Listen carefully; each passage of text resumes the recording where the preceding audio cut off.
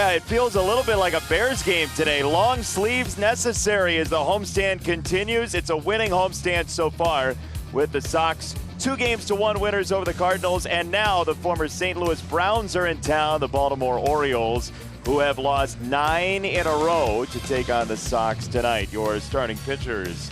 It is a left-hander on the mound for the Baltimore Orioles. You know what that normally means for the Sox. Bruce Zimmerman could be in trouble. Dylan Cease, the 25-year-old for the Sox, trying to bounce back from a rough second time through against the Yankees on Saturday. Thanks for joining us once again. Jason Benetti, Steve Stone along with you. You could call this the Steve Stone Bowl, but we wouldn't do such a thing. These your two former teams, among others. I was going to say it is two of them, and fortunately the Orioles are not playing really good baseball right now, but you know, you always worry. A team loses 9 straight, you worry eventually they're going to come out of it. Hopefully not this series, and we'll see what happens. But they can hit a little bit. Pitching's been spotty. Why don't we set up the series, shall we? Absolutely. You set it up first. I'll set it up then. All right, so first things first. Baltimore has not been here at Guaranteed Rate Field since May 1st, 2019, and a doubleheader against the Sox. Little did we know then what we'd experience. And they're going to make the most of it because they're going to play 4 games. And the probables, Zimmerman and Cease tonight. Then it's Harvey against Keuchel. Means, who's really good against Lynn. That should be a wonderful matchup. And then Aiken against Giolito in the finale of the 4-game series. White Sox starting pitching has been tremendous in the last 10 starts and over the course of the season, but 7 of the last 10 starts, 1 or 0 earned runs, including Rodon yesterday. One of the best stories in all of baseball is Magical Mancini. Trey Mancini leading the team with 30 runs. He's hit 11 home runs, driven in 42. He's come back from colon cancer, and he's really a top-notch player. He really is. One of the best stories in Major League Baseball is Yoan Moncada will once again bat the 3 spot. Last 33 games, 1 out of 2 times basically he's been on base. The Orioles have a tendency to throw the ball out of the ballpark, only it's not off their bats. It's off their pitchers. They've given up 73 home runs this year. That leads the major leagues, and hopefully the Sox have a few in their bats this evening and throughout the series. So everybody's all set up for the series, and the last 2 days, Nick Madrigal has a couple of 3-hit games for himself. We need to try and make this his license plate. Nicky 2 strikes. Or Nick Y2K. A capital idea. We're not in the capital or the Beltway. It's a home series against Baltimore next.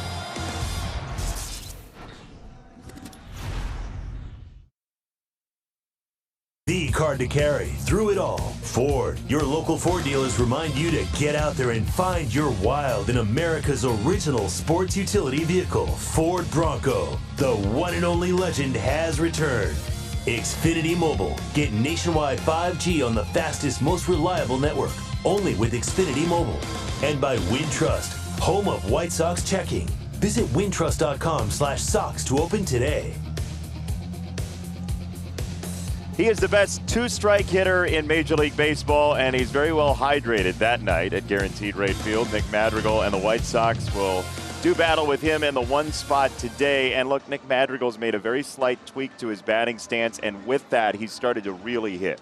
Yeah, the feet are very much parallel to one another, and that was something he wasn't doing before, so whatever it takes, he is getting it done. And this is a guy now in the leadoff spot who has to be the igniter. So with 2 strikes, he's first in the league getting 324. That's very impressive. Maybe not as impressive as in-zone contact, almost 98%. Also first, out-of-zone contact, still pretty good at 86.1%. That is also first. So you want some contact? It's Nicky Contact. He can get it done. You're changing his nickname to Nicky Contact? Yeah, it's early in the game. Don't you know about the bird? Everybody knows that the bird is the word. Cardinals first. Orioles next. Blue Jays next homestand. A foul ball, undoubtedly.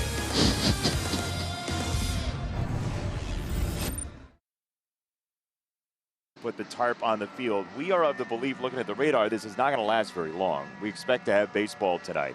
However, our window may have shortened a little bit as Roger Bossard is talking to Tony La Russa and the umpires. Our crew chief tonight is Ted Barrett, who has the plate. And Roger just sort of gave it a shrug. This came out of nowhere, Steve. Yeah, I don't think it can possibly last long because we're looking around and realizing that although the tarp is on the field, the grounds crew has not left their positions, which means Roger's going to go in along with the umpires. They're probably going to take a look at their radar. They're going to see what we have looked at and realize that there's not any big storms on the horizon. Most likely this will not take a great deal of time, and then we'll be able to get back. The good thing about it is that if it's a short period of time, then the pitchers who have warmed up already will be ready to go without a great deal of disruption. If it takes a great deal of time, then that does take the rhythm out of the starting pitchers. You're taking a look at Dylan Cease. He's the man going to the mound. He'd just as soon get out there as quickly as possible. And we're hoping that it doesn't take a great deal of time to figure this out. The grounds crew believes that it's not going to take a great deal of time. They were told to stay by their stations, and stay they have. Stand pat.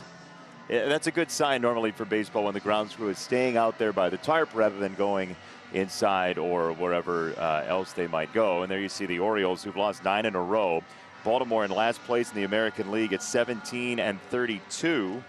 And look, Baltimore has had a really tough May. Since John Means no-hitter, they have won just twice. And part of it has been their starting pitching has struggled mightily to keep runs off the board. And we'll see in this 4-game series if the Sox offense can take advantage of that. Well, I think the one surprising aspect of their season is that they've actually played pretty decent on the road. They're 11-14 away from Baltimore. But at home, for whatever reason, they're 6-18. And Baltimore is a park that's certainly built for power. You don't hit the ball out of the ballpark at Camden Yards, you're probably not going to win too much. If you give up a lot of home runs and don't hit a lot of home runs, you're not going to win too much. And so far, that's exactly what's happened with the Orioles, who are playing .250 baseball at home. So you look at Trey Mancini, who's having a terrific year. And the Orioles will hit the baseball. I mean, this is a lineup that's not horrible offensively, but the pitching has been a problem for them. We're going to step aside, and then when we come back, we'll see what the grounds crew is up to. We'll hopefully give you an update when we are out of this timeout. Jose Abreu and the Sox open to play tonight. We're hoping to see baseball tonight. We'll update you when we come back.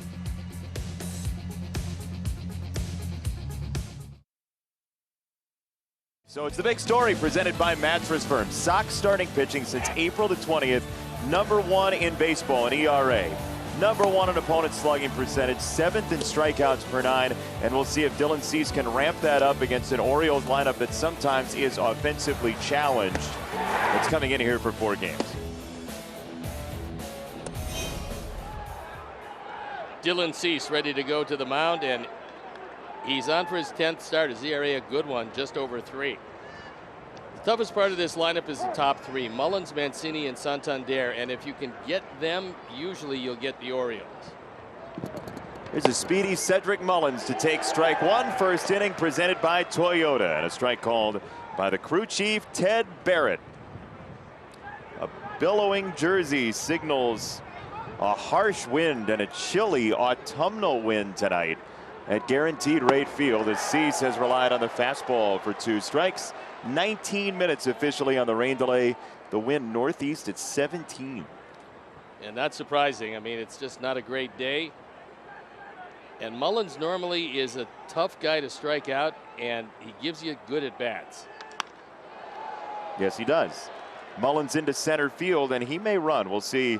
He's got 6 stolen bases to his name so far this year, as we show you the Insure on the Spot starting lineup for Baltimore. Brandon Hyde, get your free auto insurance quote and save in just 2 minutes at insureonthespot.com. This is fly ball percentage for Baltimore. Mancini, probably their best hitter in the 2 spot at 23%. Got a good line drive rate as well. Stewart homered the other day. Bottom 3, there's not a whole lot of major league experience with Wilkerson, Cisco, and McKenna so far this year. So a 2-strike base hit for Mullins, and now Trey Mancini, who is 14 months removed from a stage 3 colon cancer diagnosis. He's back on the diamond. He is playing top-notch baseball. And this is a guy who went through his final chemo treatment in September. And he's just put up mammoth numbers so far this year. Considering everything he went through, it is a remarkable saga. Well, there's no doubt that he was a very good player before the chemo and the treatment. He's been a very good player afterwards. He's a guy that not only respected in their clubhouse, but genuinely liked around the league, and just a solid player.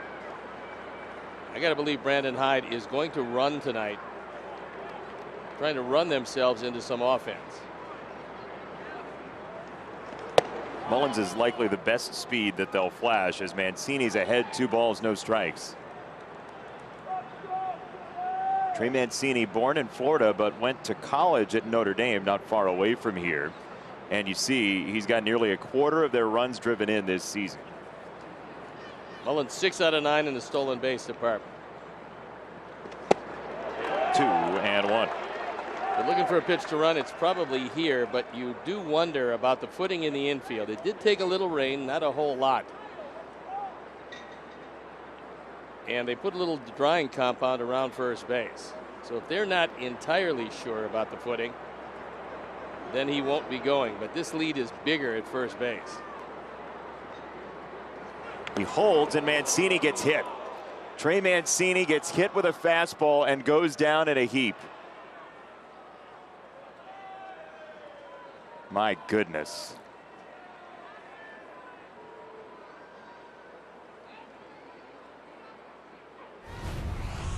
We'll take another look at it. He wants this one low and away, and instead it just rides up and in. It catches him on the right elbow. A lot of padding on the lead elbow, no padding on the trailing elbow, and he catches it right off that elbow. So hopefully he's going to be okay. Oh, man, that sounded like bone to me. That's where it got him. Got him right on that small bone on the inside. And what happens normally is you lose the feeling.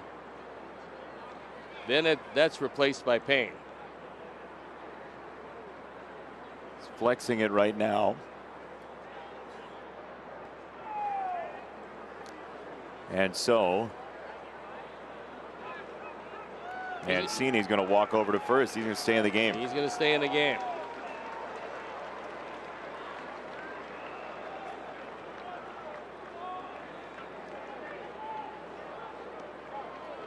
So a tough start for Dylan Cease. 2 on, nobody out, and Anthony Santander, who was a pretty prolific home run hitter in his time in the majors in 2019 and 2020, a combined 31 home runs in those 2 seasons, the shortened season last year, and the 20 home runs in 93 games in 2019. Well, he's a switch hitter, as you can see. 6 games since coming back. Pretty good. He's only had a total of 24 at bats.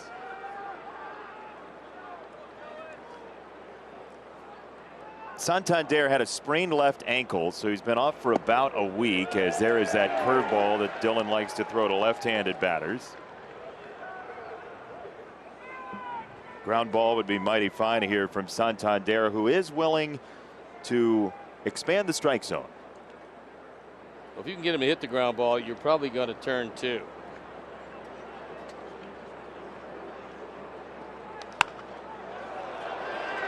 High in the air, the infield fly rule is called for Madrigal as he makes the catch, and 1 down. Are you a health defense? Dylan Cease tries to meander his way through this inning, unscored upon. Is Andrew, Billy, and Liuri in the outfield with Yohan, Danny, Nick, and Jose in the infield. Yasmani behind the plate. Dylan Cease on the hill. So now here's a guy who we've known with the Kansas City Royals, with the Philadelphia Phillies, and we've always known him as Maikel Franco. But this year, he's sort of changed his pronunciation of his first name to make it more like Michael Franco this year. Well, that's good. I thought he changed the pronunciation of his last name. To Smith. Yes. 1 down, and there is the breaking ball to Franco. He is a major pull hitter. And what we do know about him is he generally hits it to the left side. He hits it on the ground a lot, and you can turn a pair if you can get that ground ball.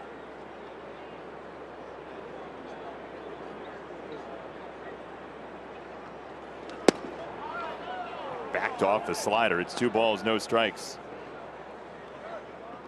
Darkening sky here at Guaranteed Rate Field. One large gray cloud hanging over. You get the cloud and the spray chart. You see, pull side big time. Yep. You can see you don't want Danny Mendick straying too far to his left.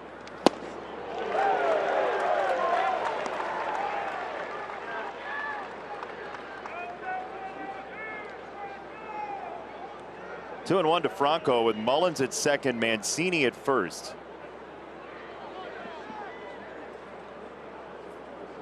See the Maryland state flag on the patch on the Orioles jersey.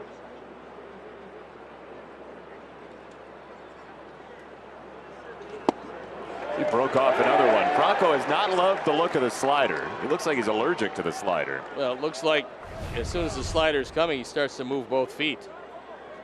Buckles his knees, moves his feet, and not really in the hitting position right there. He's in the seated position. Pretty close to it on all three sliders. One more. A good time for another one. Throw a strike with it, and you're out of this at bat.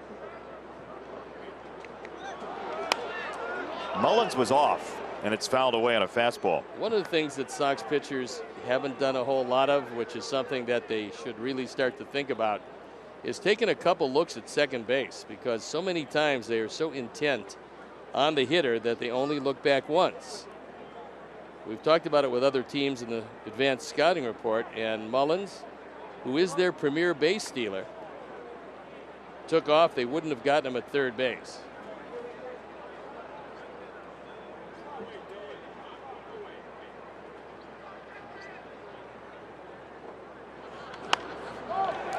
Not hard contact. Popped up first base side. Abreu, foul territory for out number 2.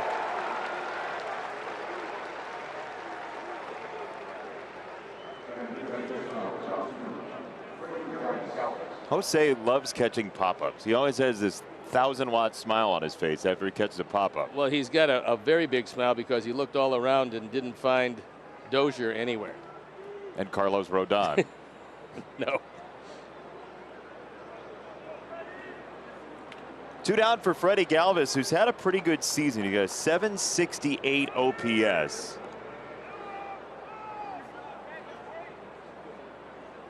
He's been a thorny hitter to get around in the past. Well, normally he will put the bat on the ball. Maybe not on that one, but as that one slips out of his hand.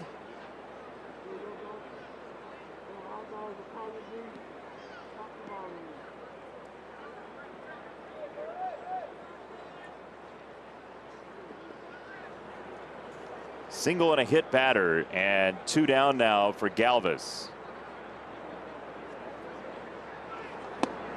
Swung through a high slider. Dylan likes the breaking stuff tonight.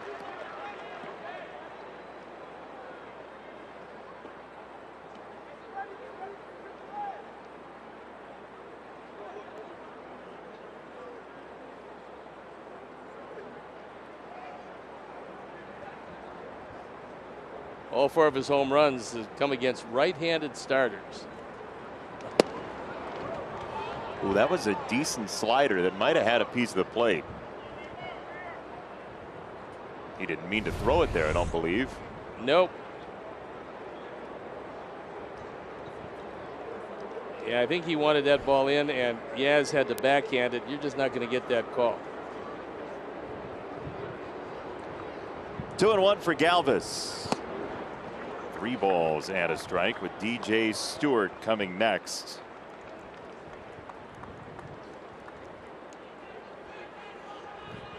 Dylan's pregame routine interrupted by rain very briefly. It's a 19-minute rain delay as there is Stewart, the left-handed 27-year-old.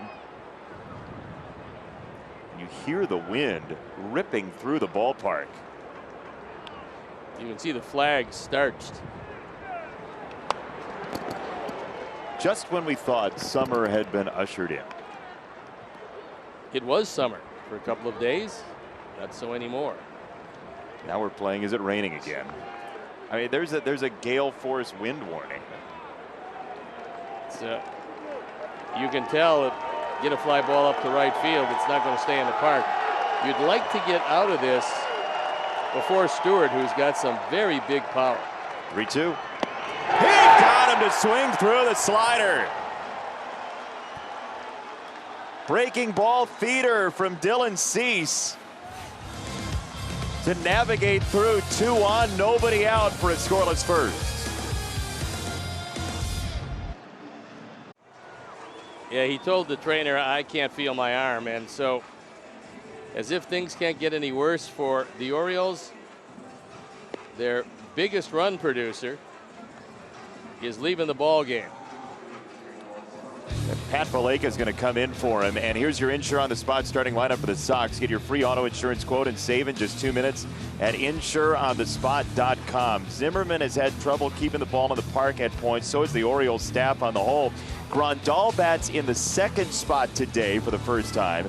Then Moncada and Abreu, some good fly ball percentages to play with here for the Sox today. Bruce Zimmerman on the hill, on for the 8th start, his ERA at 5.5. As you can see, surprisingly, left-handers have hit him better than right-handers. Both of them have hit him pretty well. That's what he's going to use. Four-seam fastball, the changeup.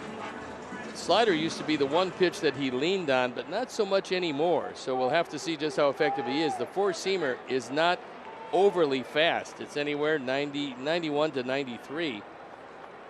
And we've got Pat Valaika taking over at first base. So Valaika's on, and Madrigal will bat first against Zimmerman. That fastball of his has gotten hit to the tune of 431 this year, and he starts Madrigal off with one of them at 90 miles an hour.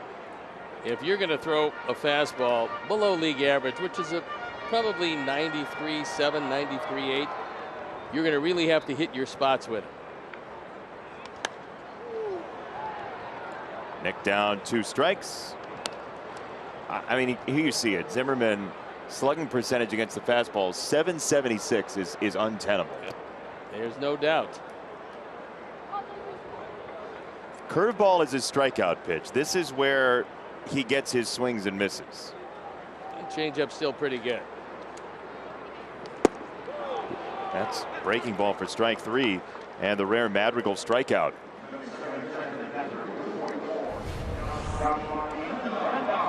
He hasn't seen the slider. He's seen it now.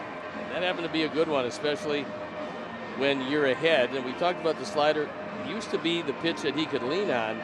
He's throwing it less and less, but that happened to be a very good one. So this is game number 58 of his career for Yasmani Grandal, batting in the 2 spot. And in fact, his highest on base percentage by location in the order other than 9th is in the 2 spot. He tends to lean even more into walking in the 2 position in the order, which is hard to do because he's already second in baseball in walks. If he walks anymore, he might as well go up there without a bat. So I don't think that's going to happen. You don't think he's going to walk ever again if he bats the 2 spot? No, I just don't think he can walk more. Oh, I see what you're saying. He'll walk. Yeah, I see. Just won't walk any more than he's been. I thought you were saying you're just going to go cold turkey. There you see, starts by batting order. He's played a couple games other than starting in that 2 spot, but 5th has generally been where he's found a home. As he takes a high strike there, 2-2 on Yaz. I mean, you look at the majority of his career at 4, 5, and 6. He really has been known and will continue to be known as a run producer. That's what makes this year somewhat mysterious, but hopefully with the offense depleted and the Sox losing a guy a day, he comes back and starts hitting it well because he's capable of doing that.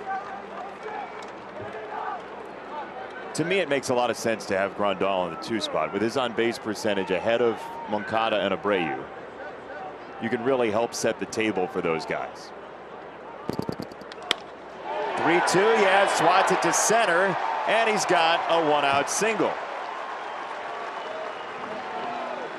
I think we're at the point of the year for him where he's going to start hitting the baseball, and it couldn't come at a better time.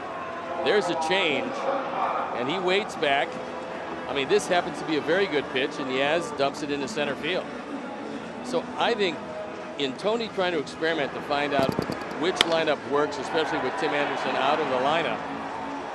I think he had a couple of choices for the 2 spot. One of them was Yaz. He looked at the on-base percentage, thought it was a good one. And the other one, even though he's very young and he might not want to disrupt what he's accomplished, is Andrew Vaughn. I think Andrew Vaughn can eventually be a 2-hitter. That's Yasmani Grandal's first single since May 16th somehow. Long time between singles. Sort of like Nana. 1 strike to Yoan Moncada. Happy birthday to Yoan, by the way. He turned 26.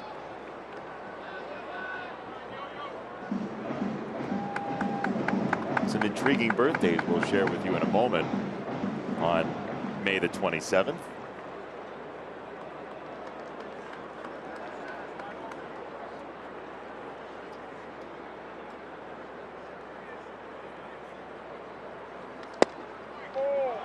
Called in.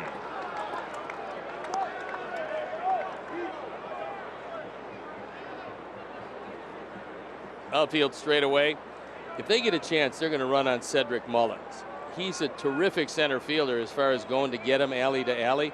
He just does not throw very well, and they'll take advantage of that if they get a shot. Inside, he had to hop out of the way. It is 2 balls and 2 strikes. Ryan Burr celebrating a birthday today too. He's up from AAA. Most home runs by a Sox player born on May the 27th. Boy, it's shocking that Frank Thomas is leading that. Mike Caruso was 7. Should say Ryan is tomorrow.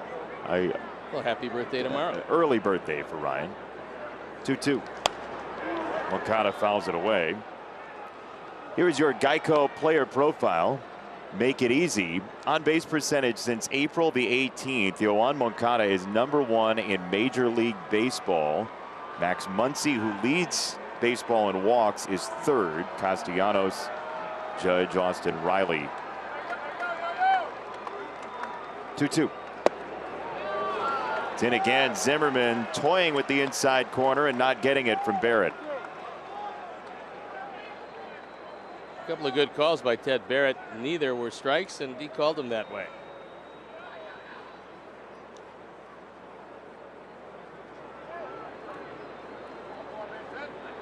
Grandal at first, and the 3-2 is there. It's a changeup in the zone. Yoan got locked up and 2 gone. You can't really guess. And this is a high strike. I mean, it's there. It's got the whole plate. You see the grip and the strikeout.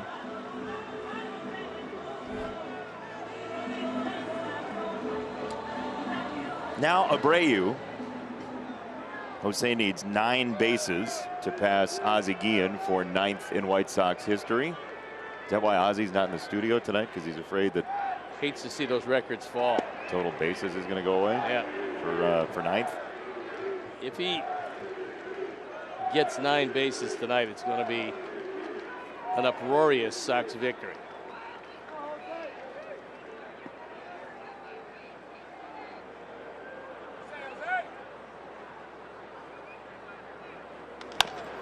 Jose a tapper towards shortstop. Galvis overhand peg, and he got him for round number 3. Grandal reaches, can't score. We'll go to the second.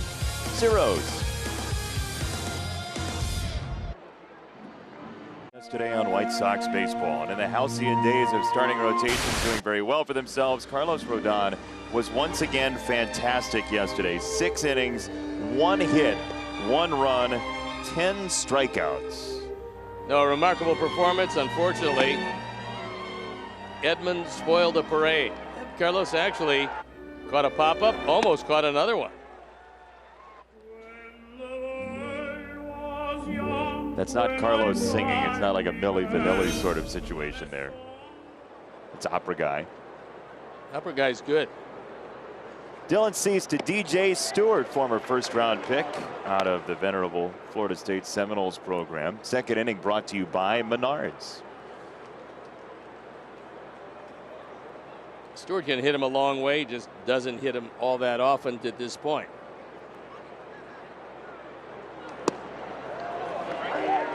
Look, Dylan has snapped off a bunch of breaking balls in or near the strike zone tonight, and a couple of really good ones.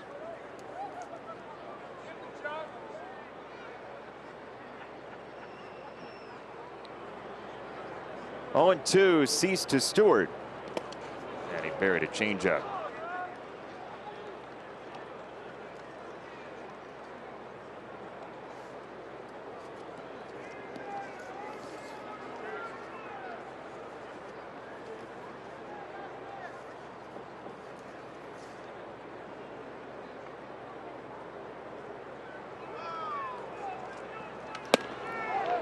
A little bit high, 2-2. Look, the Orioles started this season playing some decent baseball. They opened 10-12 after winning a series opener against the Yankees. Since then, though, things have turned south. They were 15-16 and now have gone 2-16 in their next 18 as that changeup is bounced to Mendick at shortstop. Your 2021 Chicago White Sox are presented by Guaranteed Rate. Visit rate.com to learn how Guaranteed Rate helps turn people's belief in a new home into action. If you believe, you will. Love the fact that he was able to get the straight change over the plate. That will help him set up a good performance here today.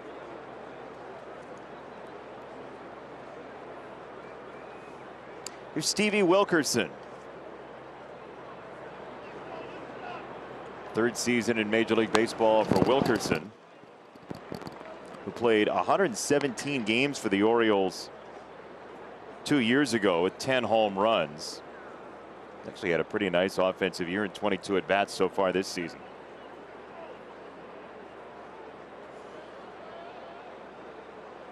Normally you don't have to play him overly deep all the way around. Curveball, 0-2. I think he has picked up the release point on that curveball. And when it's right, it's 12-6 over the top. Very few people can hit it. Just a question of throwing it in the zone, and that's going to be another one of the keys to his performance.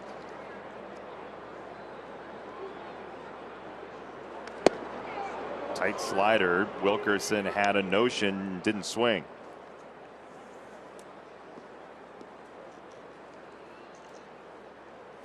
Getting out that first inning for Dylan Cease was a big lift for him. First and second and nobody out. Got a couple of pop-ups and a strikeout and left him scoreless. Oh, he went right back to the slider. So he buried a changeup and got a ground ball and a changeup to the previous batter. He missed on a slider, got the swing and a miss this time to Wilkerson. Perfect pitch because it looks like a strike till the last moment, then dips out of the zone. So this is one that you throw when you're ahead of the hitter. You want the appearance of a strike before it just disappears down and in.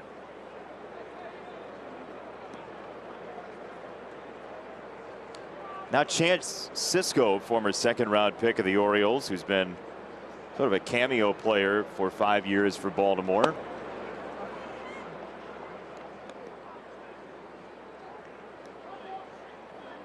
Pedro Severino, the other catcher on this team, and Ryan Mountcastle, the remaining two on the bench with the injury to Mancini. Well, both the catchers on this team know that it's probably best to rent short term because Adley Rutschman is coming, and when he comes, he's going to be there every day. #1 guy. Boy, that slider is really taking a turn for the worse for Baltimore. 1-2. If Dylan continues to have confidence in this, it's going to be a nice outing for him.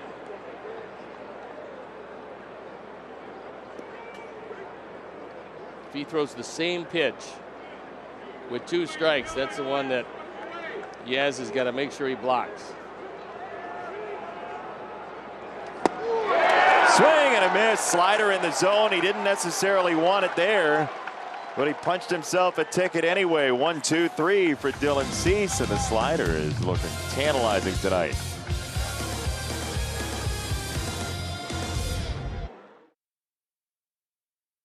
2 Sox and Orioles today, and Bruce Zimmerman, 26-year-old left-hander. This starting rotation has really struggled. Most home runs allowed in Major League Baseball.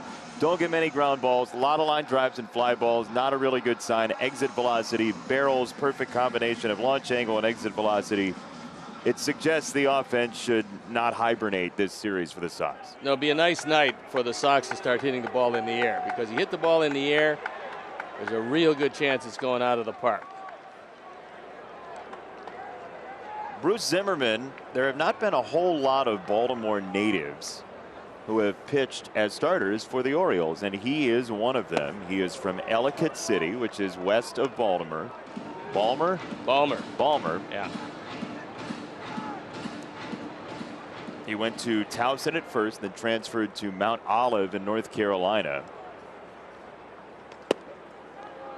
As it's 2-0 on Mercedes. Towson known for its lacrosse team. Very much. Very good. Also known for its duck pin bowling, Towson, Maryland. Really? Yeah, it's a different kind of bowling. You got candle pin bowling, and then duck pin is sort of like smaller, and they use somewhere in between a regular bocce ball and the other small one. 28th Maryland-born player to appear in an Oriole game since 1954. How about that? Oh, Mercedes unloads! A clothesline for a lead! Do not blink! Told you, the ball goes in the air, it's going out of the ballpark, and that's probably one of those 3-0 pitches you really like to see. A line drive rocket.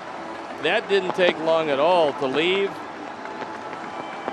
And Yermin, for the 7th time, hitting the ball out of the ballpark, and that one didn't have a chance to go all that far because it just exploded off the bat. Ford home run replay. 3-0 green light. See you later.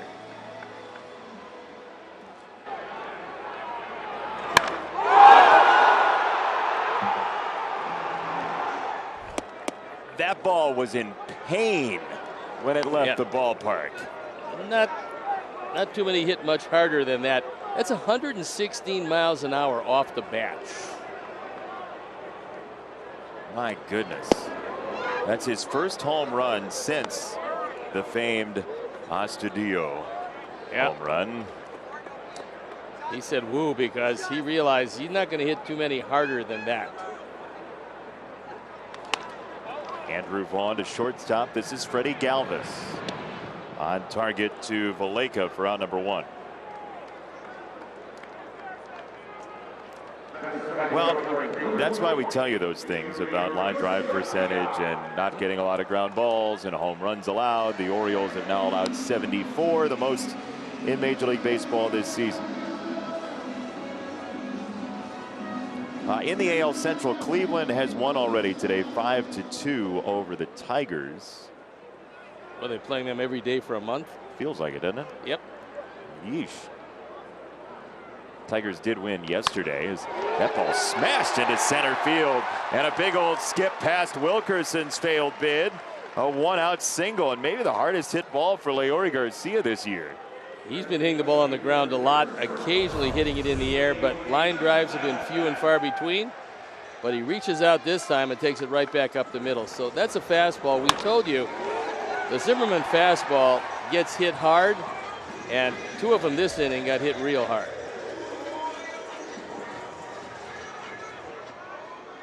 So now Billy Hamilton, if I asked you who swings at the most pitches, I'd say Billy Hamilton.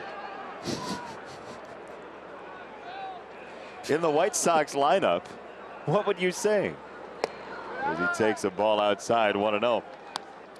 Well, because I said it already, I'll say Billy Hamilton. I guess my setup was very much like a Murder, She Wrote episode, right? By like minute 20, you know who did it? You could see it coming. Yeah, you see it coming all the way. Sorry, Jessica Fletcher. She was tremendous at what she did, but you could see it coming. That was, in fact, the hardest hit ball for Leori Garcia this year. 108.3. Yeah, that was a rocket. If anybody who worked on Murder, She Wrote is watching this game, like, what? Why are you cutting us down? Yeah, have somebody else start your car. 1-0 pitch is tapped back to the mound. It is Zimmerman on the money for out number 2. I like the fact that he looked at second at least and realized there was no play, and then he went to first base.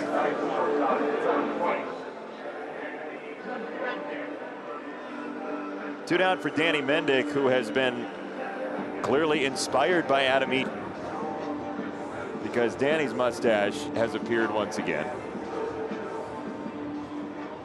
It's a good look. I mean, for Adam Eaton, he did a nice job until he had to leave the lineup.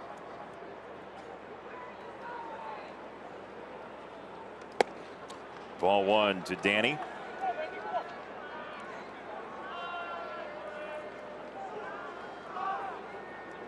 There's Adam Eaton struggling with consuming food, seeds. Sorry, Adam. Of all the times we could have taken a shot of the dugout, right? You hate to see it, don't you? It's happened to all of us with seeds. Timing is everything. The danger is you get it caught in the mustache when something like that happens. Have you ever had one of those mustaches? I've had a mustache. It didn't. It wasn't a good one. And yeah, occasionally you get some of your lunch or dinner in there, and that's not great. Don't want to play hashtag is it lunch with your mustache. As it is 2 balls and a strike on Danny Mendick. Mercedes a home run in the inning. Garcia at second. Yeah, you can't play that, especially when it's dinner. And how about, yeah, if you can play is it lunch in that beard, you might be able to play is it breakfast if you're at dinner also. Might be able to start on March 15th and go to Halloween. That is a substantial beard. 2-1 check swing on a fastball. Did he go? The answer is no. Angel Hernandez with the call. 3-1.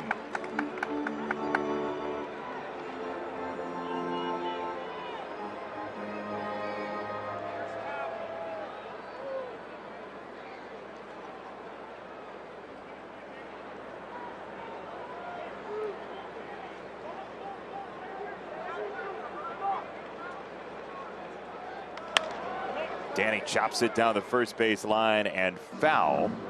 Time for guaranteed rates. Believe in the 9-hitter. And the reason to believe in the 9-hitter is because the White Sox have gotten some of the best production from the 9 spot in Major League Baseball. The Sox and the Orioles getting some good work from guys like Madrigal and Mendick. Well, you look at those numbers, they're pretty impressive. And that's, for the most part, that rolls over as a table setter for your number 1 hitter when Tim Anderson is there. The strikeout percentage is a really good one. When your 9-hitter has the fewest strikeouts in all of baseball, and you can trust that it's not just a guaranteed punch out, a guaranteed nothing, that have to imagine that's contributed to what the Sox have done this year offensively without the home run ball. Keeps a lot of innings alive, certainly, and keeps a lot of pitch counts up.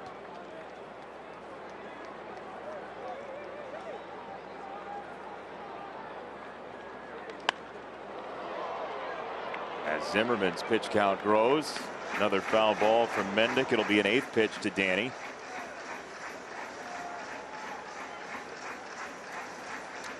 We will see on Saturday, the day game, if you're thinking about coming to the ballpark and you want to see the best pitching matchup in the series. Saturday, Baltimore will have John Means on the mound, a guy who threw a no-hitter in early May for the Orioles. He's a really good one. I mean, that's bona fide number 1 starter material. Garcia at second. 3-2, a check swing. Did he go? Yes, he did, evidently, for strike 3. Danny doesn't like it from Ted Barrett.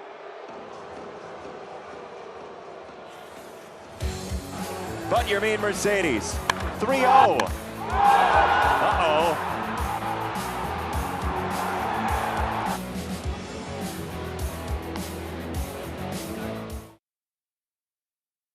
StatCast presented by Google Cloud, and it's Dylan Cease's slider so far this year. It's a high spin rate slider compared to the league average, and he is getting a bunch of swing and miss on that all season long, Steve. No, it's great rotation, and I think he's worked to try to command it.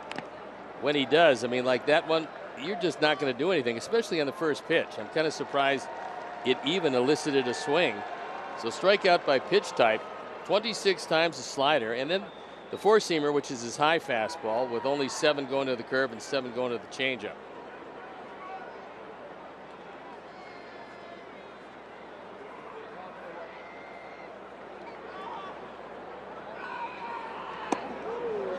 Curveball close to the zone. 1-1. Third inning brought to you by Hyundai. Look, Dillon's whiff percentage, swing and miss on the slider. 34% his rookie year, 39% last year. It's up to 52%. More than half the time when you swing at a slider, you miss it. Well, the spin is so tight, you cannot see it. I mean, just laying off, and McKenna did a nice job of laying off that because it looked like a fastball all the way, and then at the last minute, it just darts outside.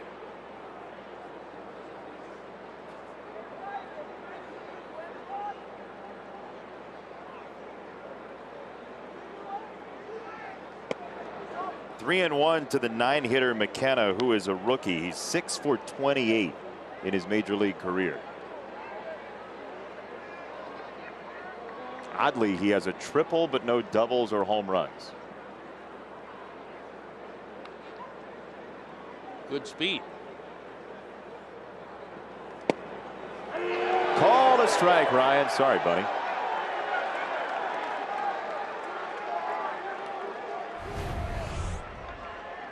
Watch it again as he shaves off the outside corner, or a similar facsimile thereof. The outside corner of what did he shave off, Uncle Steve? Outside corner of Berwyn.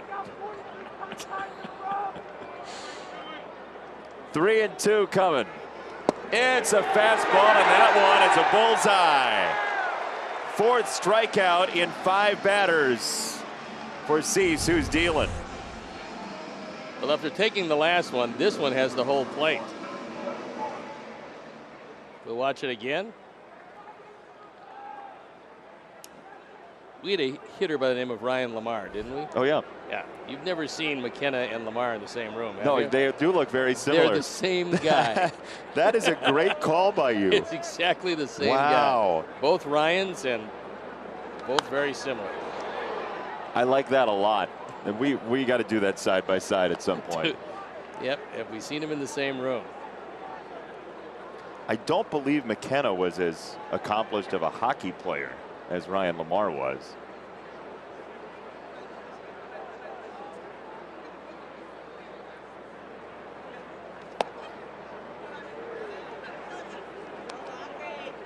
One and one for Cedric Mullins, who has 17 hits in the first inning, the most by anybody in any inning in baseball. It's pretty impressive. He's just a good, solid player. And for those of you who remember the Orioles of years back, he's very similar to Al Bumbry. He's got a little more power, got a lot more power than Bumbry, but they're very similar players. They could both really go get him in the outfield. They both made contact. Bumbry one year had over 200 hits. And Mullins can hit the ball out of the park. That's the difference. What do you think's happening when Dillon's command gets hazy like this? I just think it's a product of being a young pitcher, not yet understanding the repeatable motion. I mean, when we watch Carlos Rodon now, you get a feeling you'll know what Dillon will be in a couple of years or so. Pop up on the infield. Abreu says, I got it. He's right. Join us tomorrow and Saturday. Sox take on the Orioles. First 10,000 fans at each game receive a Tim Anderson bat flip bobblehead presented by Guaranteed Rate, the official mortgage provider of the Chicago White Sox. Visit rate.com to get started. If you believe, you will. Single game tickets on sale right now. Get yours at whitesox.com. You know, there's a certain understanding that all young pitchers have to have with their stuff. And we see Carlos Rodon really understanding how to use each and every one of his pitches right now. But he's further advanced career-wise than Dylan Cease. The stuff that Dylan Cease has, believe me, is every bit as overwhelming as the stuff that Carlos Rodon has. It's just a question of one guy has spent a bit longer becoming familiar with it. And now Carlos Rodon is able to repeat his motion. By the way, it feels like Halloween tonight. Looked like Lucas Giolito had your Mean Mercedes chain on. So maybe he is going for Halloween as your Mean Mercedes. Could very well be that, or Raiders of the Lost Ark 2.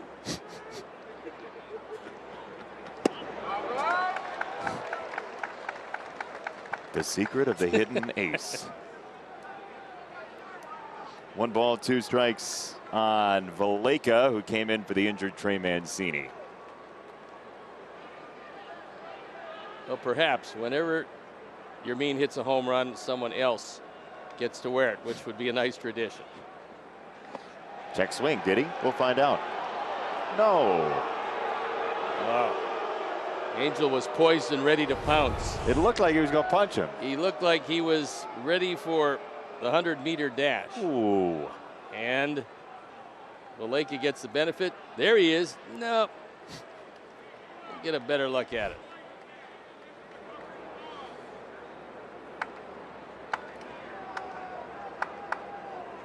Back in ready stance. 2-2.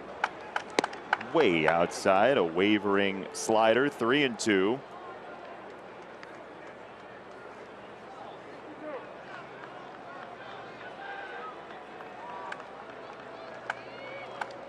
Well, the sky has gotten slightly more colorful than the lead pipe version we had earlier tonight.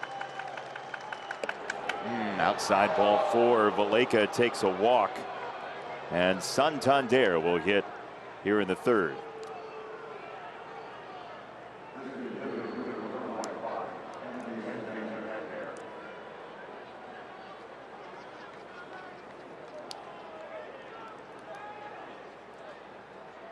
Santander 21 for 83 so far this year.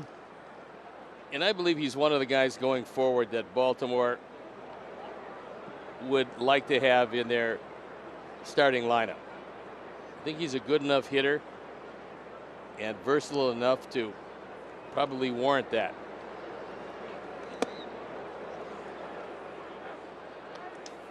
We thought we might see Yolmer Sanchez in this series back in spring training, but he was designated right before the season started. Did he then find his way to San Francisco and also was DFA'd with them? Was that this year? I thought he was with them last year. Could be. You might be right, though. Ooh, changeup. That looked like a Giolito changeup, didn't it? He has a high change. He didn't want it to be a high change, but it was, and it was very effective because of velocity, not location. He wants to pull down on this. He doesn't want it right up in the eyes of Santander, but that's where he got it.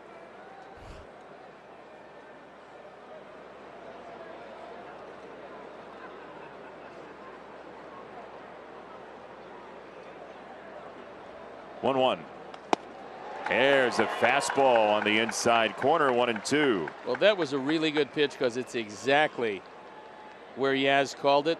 He wanted a fastball, he wanted it in, and Dillon literally placed it in his glove exactly where he wanted it. Looks over in the dugout to see if they have a suggestion. The suggestion will be a curveball. 1-2. Yeah, the dirt. Nice block.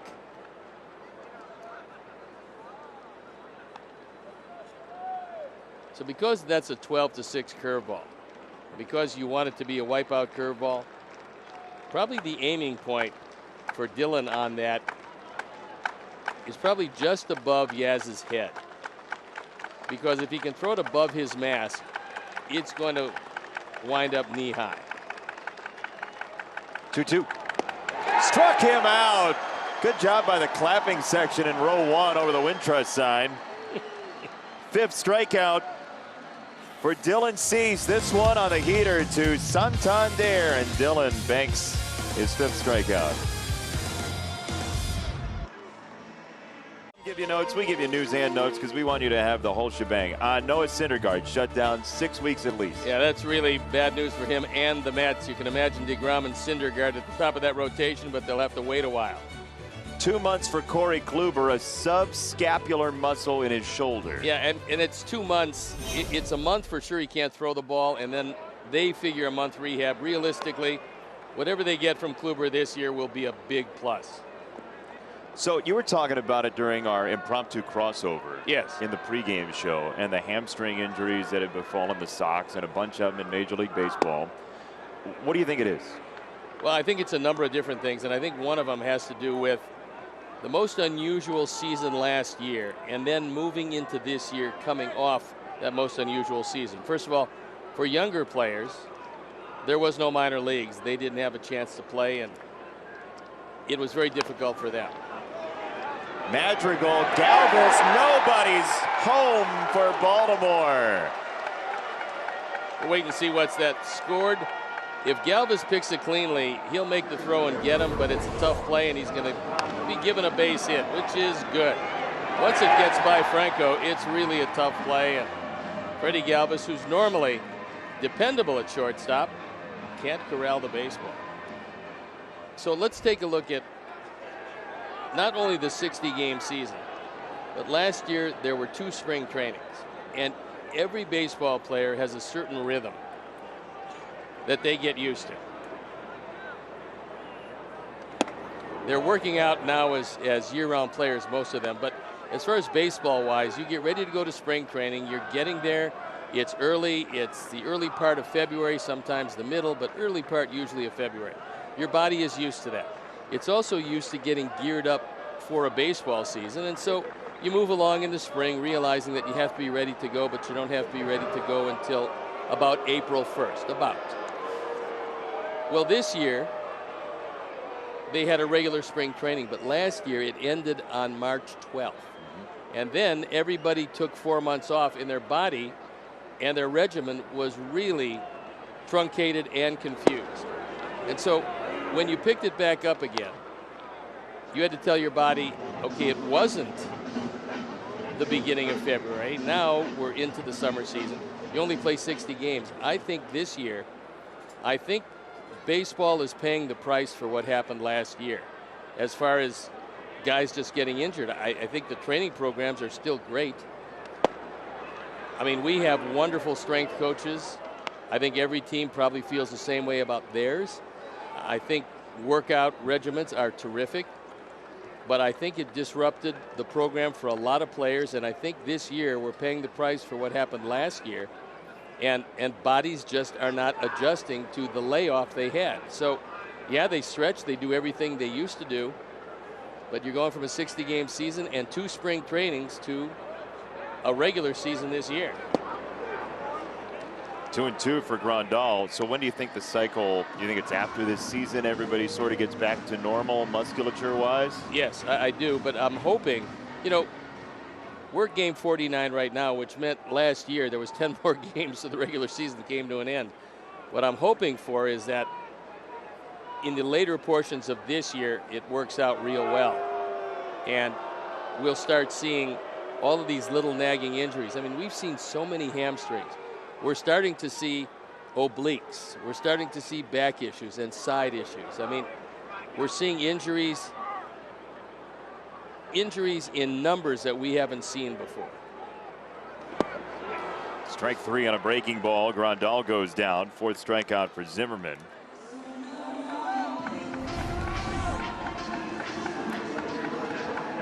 That's a good curveball down and in.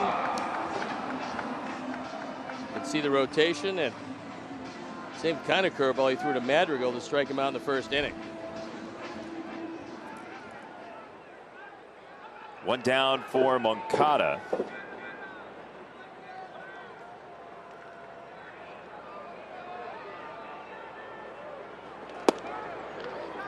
Strike on a slider.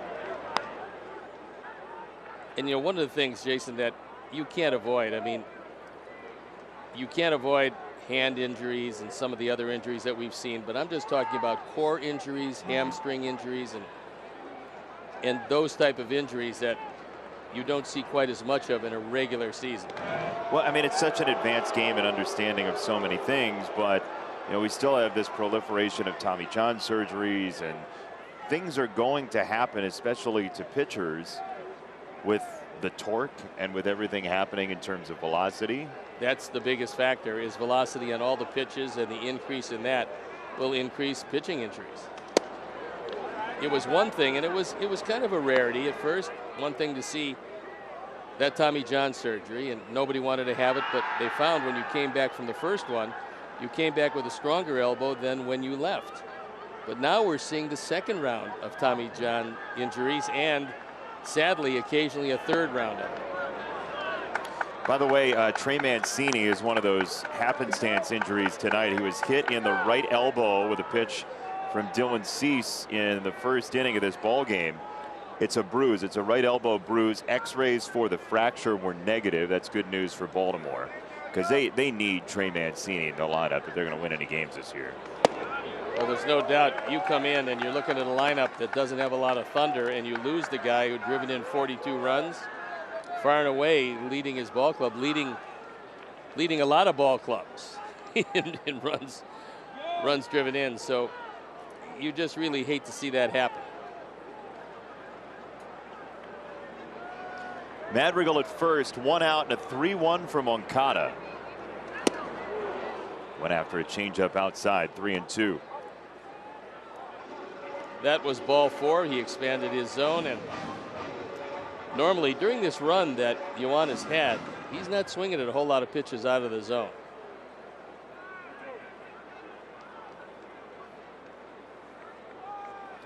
Moncada had that run of about a week where he walked and hit in the same game for a week straight. He's been right around the same level at hit and walk as he takes strike 3, another changeup. Second time he's taken a change for strike 3 in the game. That's when you know that things aren't going well, when you swing at the bad ones and take the good ones. And that's happened 2 at bats. Yoan's now 0 for 10 with 7 strikeouts on his birthday. The clubhouse should treat it like the 13th floor in a hotel, that there's 12 and 14 and no 13. Somebody should just tell him it's the 26th, and then when he wakes up, tape over the date on every one of his devices and have it say the 28th. Phil Connors.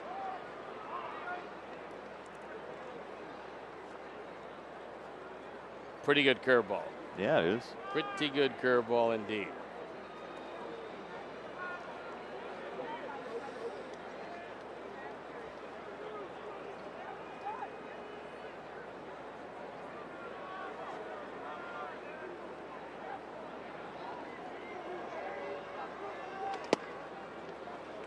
Ball and a strike.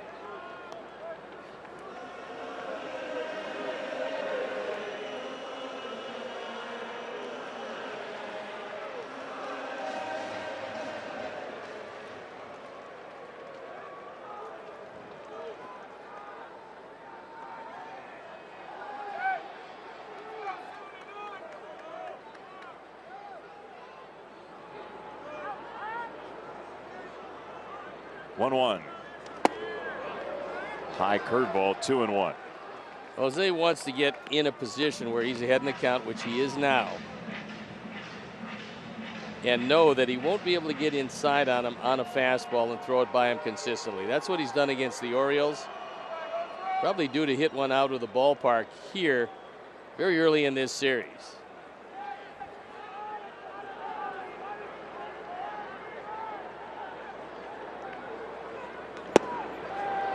Change up down, 3-1.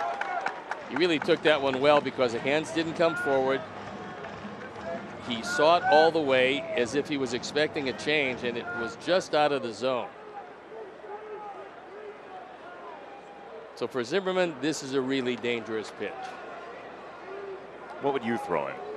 I think Zimmerman's going to throw him another changeup, and we'll see if he can wait for it.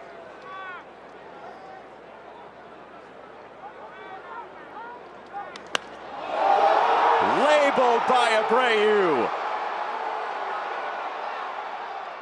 Caught. That was up there for a long time. He waited for the change, just missed hitting it out, and unfortunately, Zimmerman turns away the Sox. Good play by McKenna.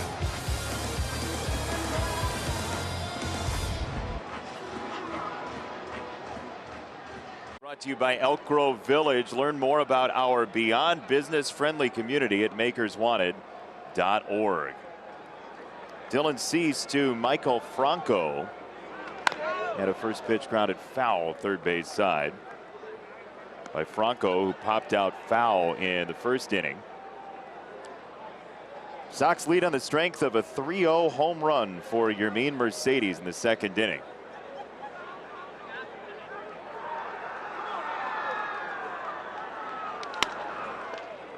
Mendick at short off a short hop, and he realizes he has time. There's one gone. Here's your Sox Math question. Hashtag Sox Math. First correct answer gets to do the opening video tomorrow for Sox Math. Number of shutouts Steve had in his career, multiplied by those you threw for the Sox, minus those you threw for the Orioles, plus the jersey number you wore when you won the Cy Young with Baltimore. Well, that I know. Do you know the answer? Well, I know the amount of shutouts I threw for Baltimore. Can I give him a clue? Sure, yeah. It was less than 2. Was it more than 0, Steve? Yes. But I can't tell him the answer. In the spirit of competition, you must not. First pitch is a foul by Freddie Galvis for strike one. I know you have very fond memories of your time in Baltimore. Yeah, it was a very good team. They were a good team for a long time before I got there. And I really learned a whole lot about how to play winning baseball. And that was important. I found out early in my career what it was like to be on a winning team with the Giants in '71. But it took a while then to get back to an organization that really understood how to put a team together. Very similar to the minor league orientation. Curveball drilled to right field and out of here. Freddie Galvis has tied the game. That was a hanging breaking ball. It's the 7th home run for Galvis. He's driven in 18. And a line drive rocket, a sinking line drive that you hoped would hit the top of the wall, and it didn't. Ford home run replay. It just pretty much rolled up in the strike zone, and Galvis takes it out of the yard, ties it up. That was an 0-2 pitch, Steve. Yeah, you really have to make sure you pull down on that, and Dylan is most unhappy with the location of that. DJ Stewart, he goes right back to the curveball and gets a strike out of it. Freddie Galvis has been a very solid player for a long time, and it doesn't matter who he's played for or where he's played.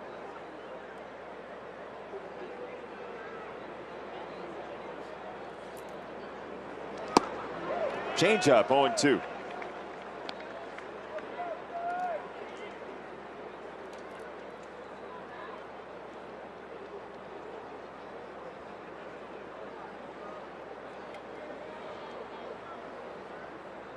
Brisk wind carving the ballpark tonight, and there is a changeup, and down goes Stewart. Strikeout number 6 for Dylan.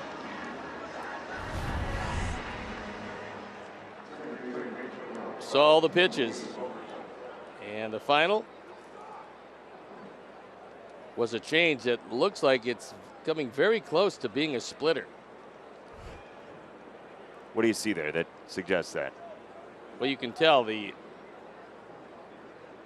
index finger and the middle finger are starting to spread apart, where you're going to get much more downward action out of it. You see right there, he's holding it on either side of the horseshoe and pulling down on it. You're going to get some downward rotation. That's a changeup skied to left. Andrew Vaughn is there to make the catch and retire the side. A couple of solo home runs in the ball game. We're tied.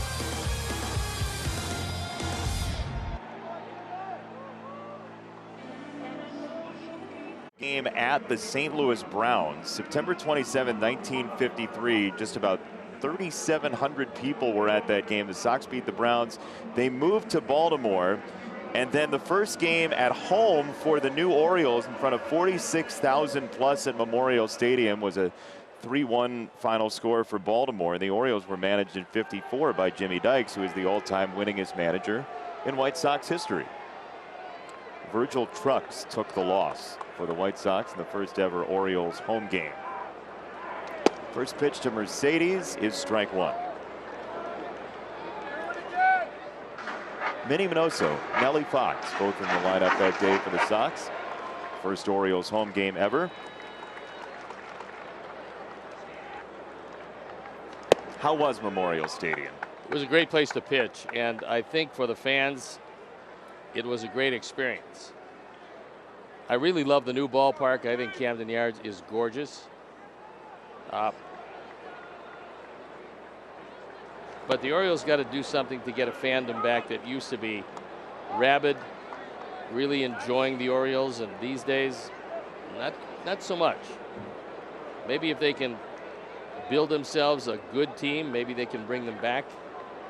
A lot has changed in Baltimore since then, however.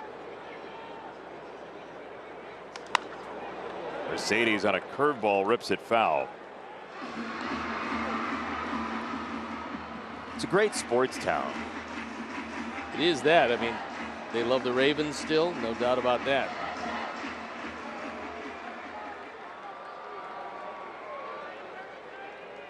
Lacrosse is huge. Very much so. Johns Hopkins has been wonderful for a long time. Maryland now going to the Final Four this weekend in Connecticut.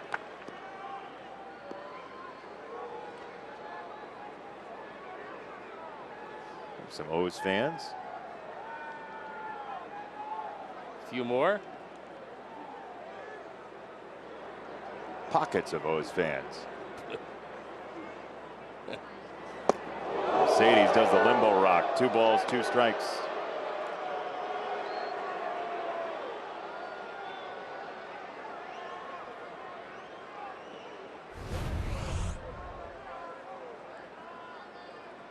Got to get out from under that one.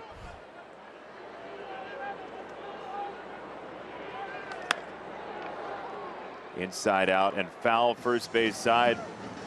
Huge effort by Darryl Boston over there. You didn't see it, but Darryl was like 1 step away from laying out. Good job, Devo. Yeah, he probably figures discretion being the better part of valor. He'll live to fight another day. Oh, you didn't see it? He stretched his hand out and dove and the whole thing. Came up with a wonderful play. Oh, yeah. Crisp throw to first. Where Angel Hernandez was on the line.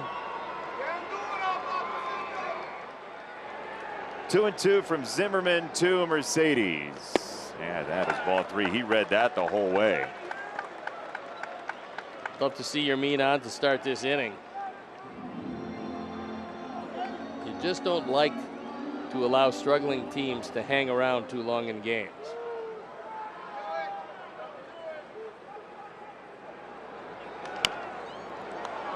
Zimmerman, a jumping grab.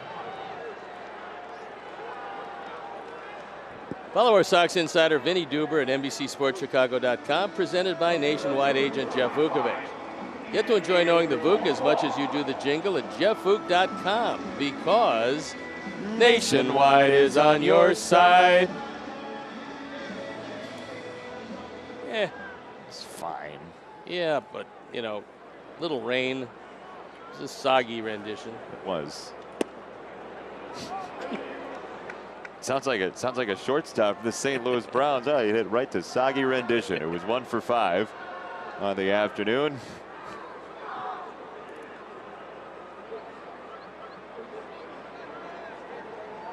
Oh, and 1 to Vaughn, who has hit lefties very well. Goes through the fastball there, 0-2.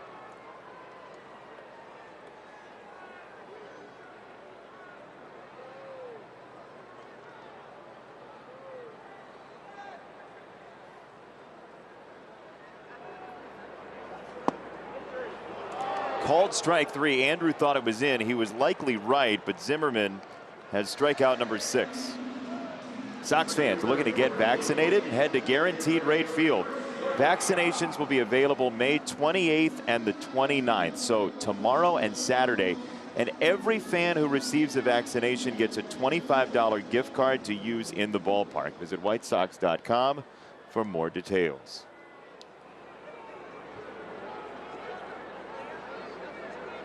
Two down for Garcia, who squared out the ball very well for his hardest hit ball of the season in the second inning.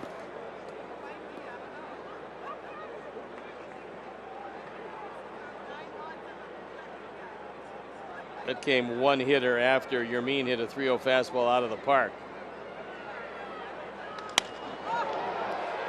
Broken bat flare. And this one also is a base hit. You have to adore baseball. Leury Garcia hits one that has a comet's tail behind it the first time up. This one was bleeding on the way to right center. This is a changeup, and he reaches out and hits it just off the end of the bat. Mullins gets a good break on it, but can't get there in time. Watch Leury around first. Yeah, he puts on the brakes. He has to. The old runaway truck ramp for Garcia, as there's ball one for Billy Hamilton.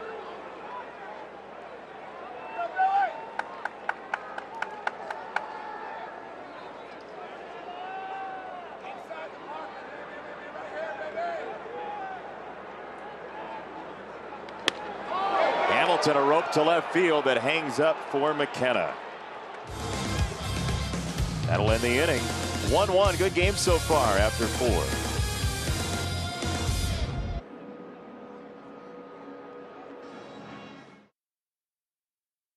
See, we are professional grade. Feels like an October night at the ballpark tonight. Thank you for joining us. Long sleeves all week long, I guess, for the remainder of the week. 1-1, 2 solo homers. What do you make of tonight? Well, so far it does feel like an end of the season game, and at the mark we are right now, last year we had 10 games left. It was an end of the season game, but it's the weather tonight. What's going to happen? Who knows? You think you can get to Zimmerman. Right now, Cease is starting to throw the ball better, and hopefully the offense will start to cook. That would be mighty fine, as the only offense so far is a Mercedes home run. And Cisco swings at the first pitch for strike 1. 6 strikeouts for Baltimore. 6 strikeouts for the Sox.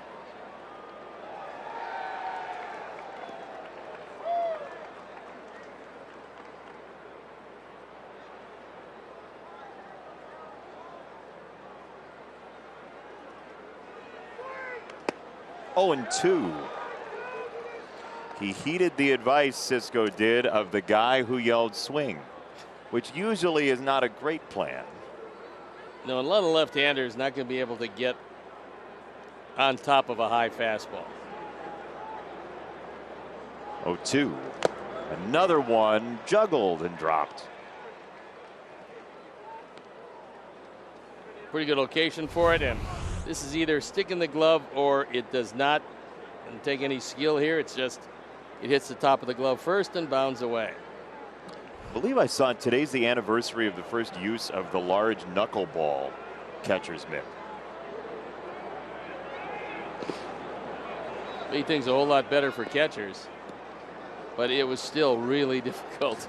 If you had a good knuckleball, the man behind the plate was in for a very long night. You ever face a knuckleballer? I did. Phil Necro. How'd you do? Well, the first couple times I didn't do anything because it was ridiculous. I mean, the ball was just fluttering every which way. But the third time I came up with a game plan. What I did was I swung in the exact same spot 3 times. I swung like the ball was knee high in the middle of the plate. Missed it by 4 feet the first time, missed it by 3 feet the second time, and the third time it literally dove into my bat for a base hit to left field. I couldn't believe it. I was ecstatic. You ever tell him what you did? No. In that at bat? No. Check swing, did he? Oh, no. Looked like he went, but in the last instant he checked it up and the count goes full. We'll look at it again from the side. Not a bad call by Stu Sherwater.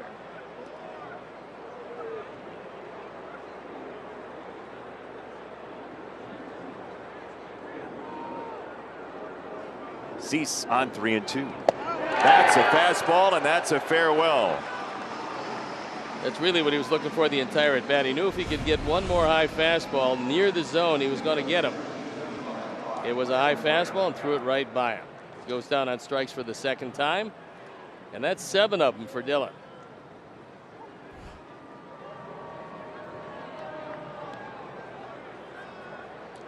On a bracingly cold night on a Thursday evening at Guaranteed Rate Field, Dylan Cease 2 hits allowed. Carlos Rodon 1 hit allowed yesterday. Lance Lynn 3 hits allowed in his start against St. Louis.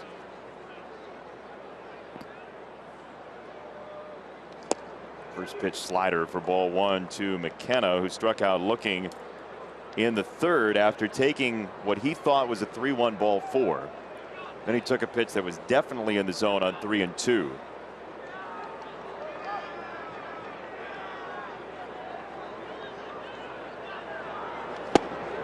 Ball and a strike.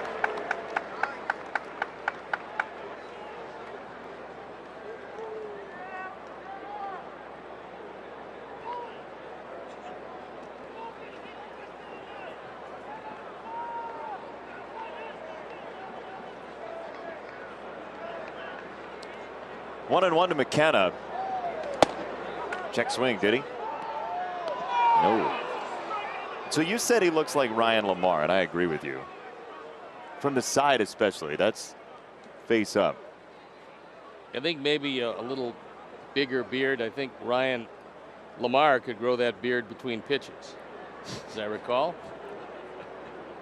See, that on the side there especially, I absolutely think it's Ryan Lamar. 2-1 to McKenna.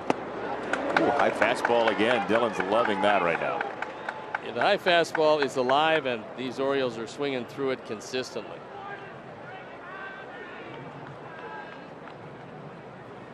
I love our crew so much. They build the side-by-side like that fast, and we're like, you know, could you actually do it at a 45-degree angle next time, possibly? Right. So nice of us. It's 3 balls and 2 strikes on McKenna. Dillon was very unhappy with himself because, number one, he knew that was a wipeout pitch. Number two, it was a non-competitive pitch as he missed it by plenty. And now he's got to make a 3-2 pitch. Before you head to Cedric Mullins, he's the guy, or one of the guys you really worry about in this lineup.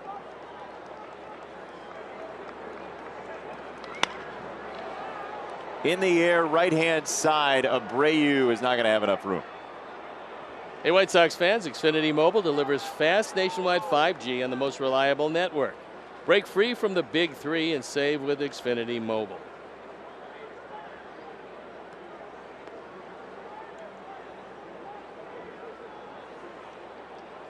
There is Mullins, who's 1 for 2.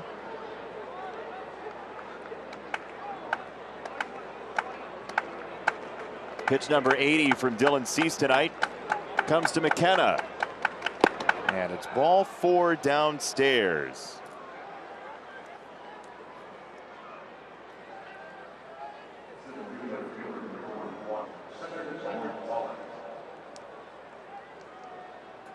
So now Mullins, so you're not likely to double off.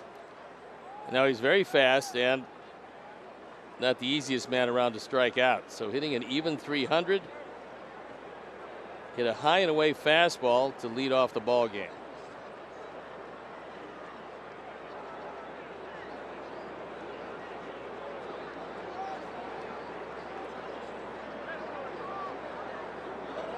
Upstairs, ball 1 to Mullins. Thought maybe Yaz would go out there and talk to Dillon after a couple of misses with the fastball. Well, I think if he misses another one, it's either going to be Yaz or Ethan going out there to talk with him. Can't let him dig himself into a hole here. There goes McKenna. Throw to second is not nearly in time unless he came off the bag. It's a stolen base for McKenna. You said it early, the Orioles were likely to run in this series. Yeah, I think they're going to try to run themselves into some offense. Picks a good pitch to run because it's a changeup. That throw on the third base side of second, really no chance, but he stole that on Dillon. He got too good a jump.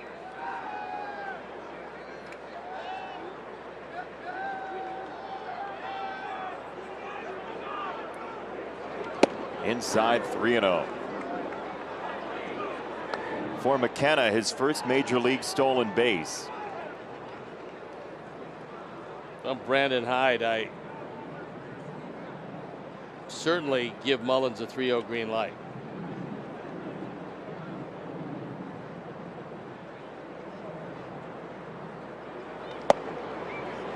Top of the zone, 3-1.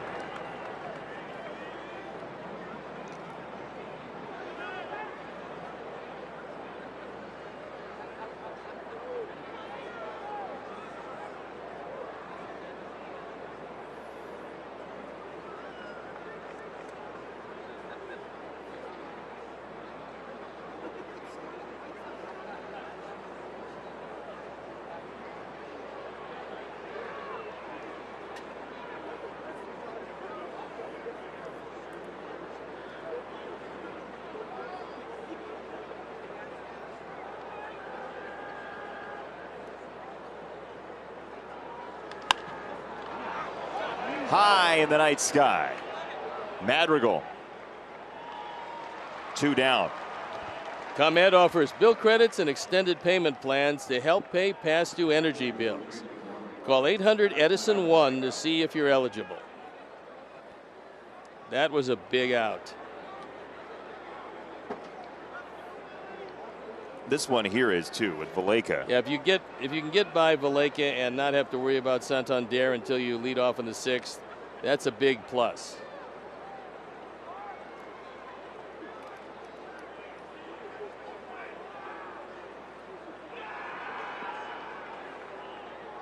Valleca out of Hart High School by way of UCLA, the same path Trevor Bauer took to Major League Baseball. Slider, strike 1.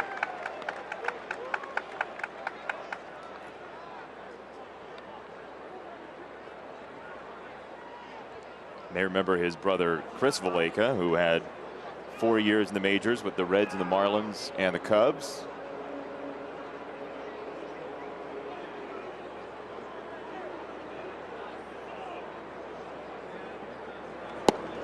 Two sliders, 2 swings and misses. Yeah, there's really no reason to throw him anything else right here. You throw him 1 or 2 more sliders and see if he really will expand that outside corner.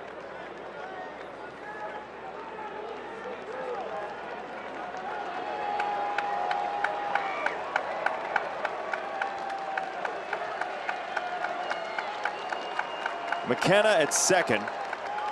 2 out and an 0-2 for Valleca from Cease. He got a piece. But I like the fact that it was about 3-4 inches off the outside corner. And he forced him to go out there and try to protect. Do you run the risk of him seeing it too many times?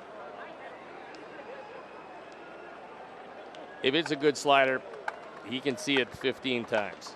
If it's a good one. And he wants to get a little depth on it. When they clap, usually it's strike 3, that section. This is downstairs on a fastball, so maybe back to the slider off the fastball. Yep. You would think.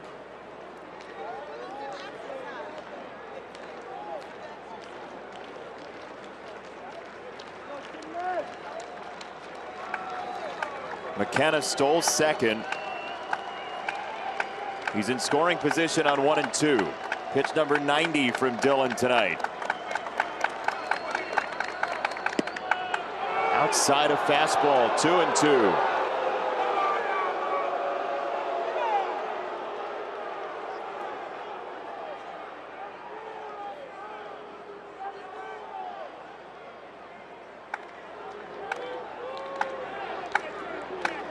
All right, silver medal in rhythmic clapping at least. Pushing for the gold. 2-2 from Cease. In the dirt off of Grandal's mask, and it's 3-2. That was the curveball. And he misses by plenty with this.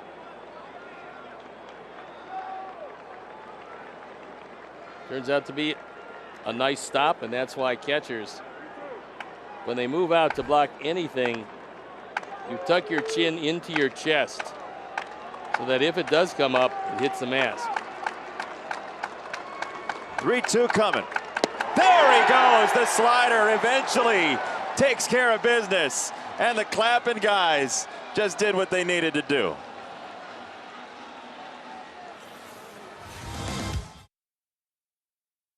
American Sail fun at home.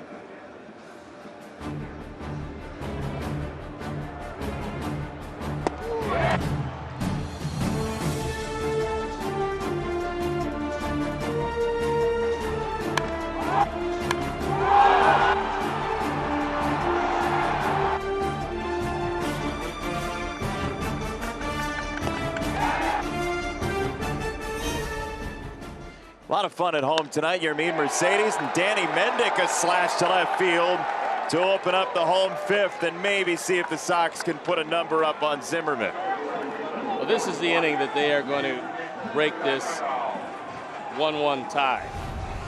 Nice start by Danny Mendick. Now you go right back to the top. You got a fastball, very hittable.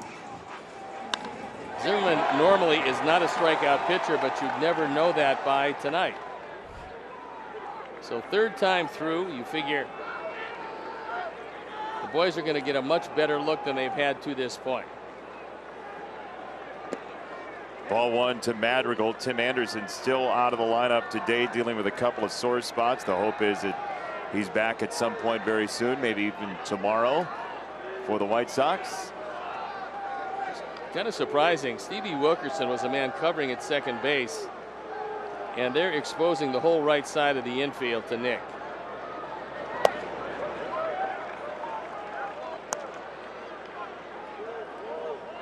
Two and 0 for Madrigal.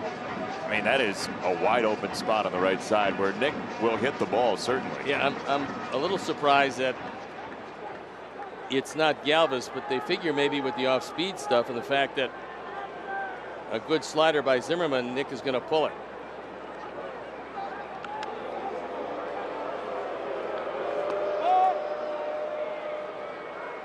Tried to step back off the mound, throw to first. If you can do it well, it's a good pickoff move. Very difficult, however, to throw it accurately. 2-0. That's a changeup low. It's 3-0. Are you swinging here, Steve? No, you are not. I didn't think so. I mean, I'm not at all, but Nick isn't either.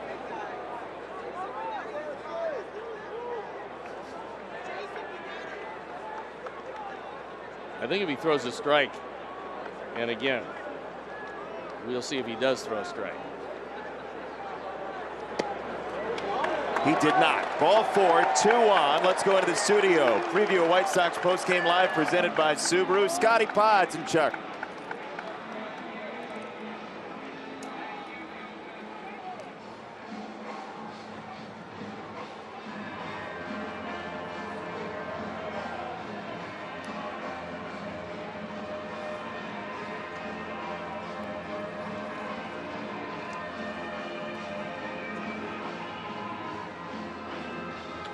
Chuck, Scotty, thank you very much. Chris Holt, the Orioles pitching coach, out to the mound to talk to his pitcher Zimmerman.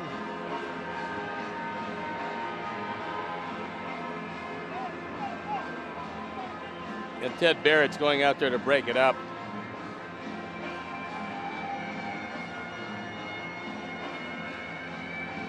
So the Orioles, their bullpen has been a little bit better than their starting rotation. 21st in the league in ERA. They've still given up a bundle of home runs.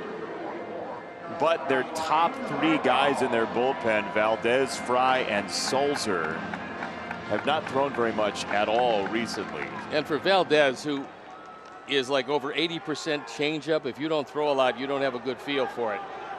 But in the meantime, nobody was up, so this is just a question of how you going to throw it. And look, he's a changeup guy. I mean, that's the thing he has a lot of confidence in. And the first ball changeup was a high strike. Sox dugout did not like that call. Nope. Our strike zone box liked it more than the Sox dugout. High curveball. Somebody just said that was the same pitch. They were not correct. There's Adam Plutko. I'd remember him from the Indians. He was one of their starters. Then a whole wave of young guys came, and he became expendable. Somebody doesn't like Zimmerman. 1-1. Rondal to shortstop. Galvis, Wilkerson, and Valleca. It's a double play. 6-4-3. Mendick to third. Ball was hit hard, but right at Galvis.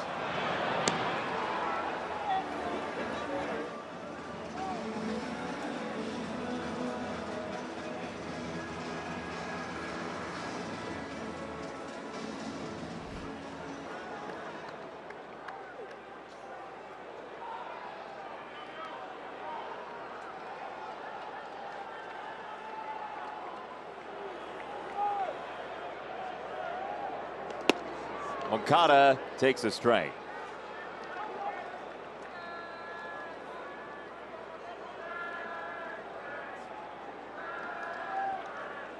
This season with runners in scoring position, Yuan's been pretty good. He's taken a couple of thirds. Let's see if the third time is the charm. And a dirt, big scoop there by Cisco to keep it a 1-1 game. Well, you would certainly think that there's no way Zimmerman wants to lose him via the base on balls. As a man in the on-deck circle, if it not for the wind, would have hit the last one out of the ballpark, a towering fly ball to left.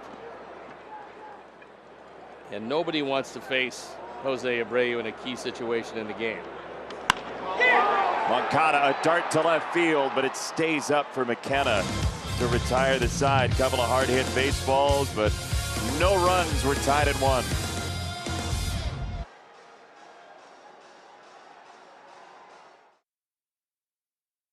Mobile high-speed action. Tonight at Dylan Cease has been pretty good so far. His slider has been really explosive. Throwing some high fastballs by people, the straight change. I mean, just about everything has been as good as it can possibly be. And there's a slider that ends the at-bat to Valleca. 8 strikeouts tonight. And he still finds himself in a very tough and tight ball game. So Dylan Cease has 22 swings and misses, 12 called strikes, 34 called strikes plus whiffs tonight, which is a big number for Dylan here. I also think we should release what we talk about during the break as DVD extras at the end of the season, don't you think? Yeah, at the end of our last season. Redacted. Because there won't be any next season. Dylan Cease to Santander here in inning number 6. Sixth inning brought to you by Mike's Hard Lemonade Seltzer. Santander takes a changeup for a strike. Well, this is one where Dylan has to have all of his concentration. You're going through the middle of this order. It's a 1-1 game. And the middle of the Sox order coming up next inning.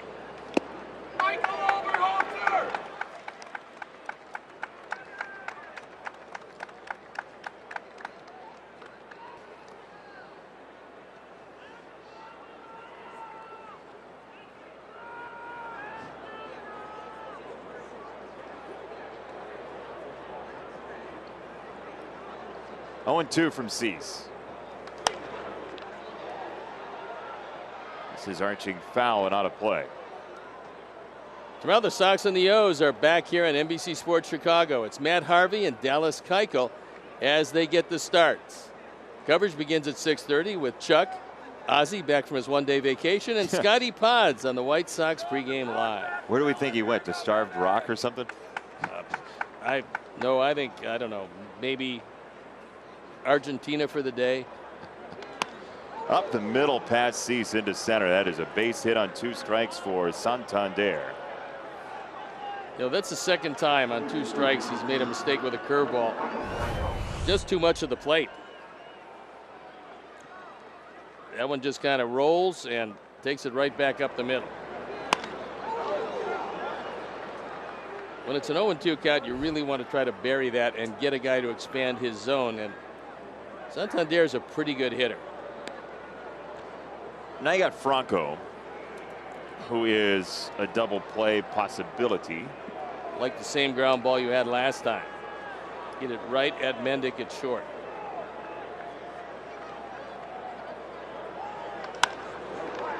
Line drive to right, and this is down in front of Garcia, who spins it back in quickly. And Santander had no interest in thinking about third anyway.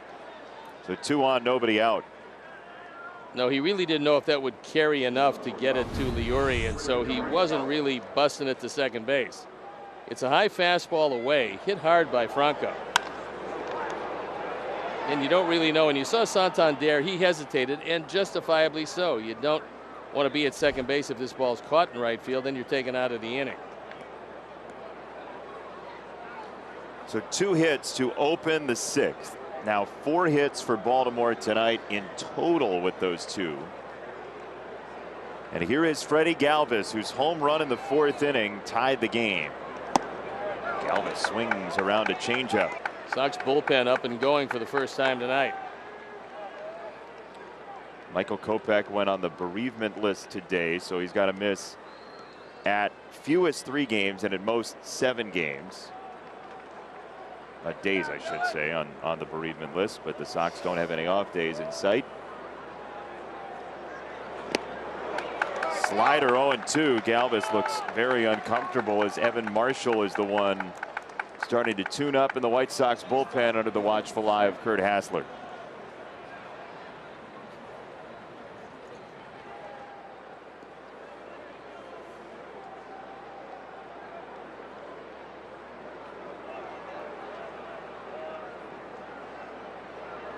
Two strikes from Cease.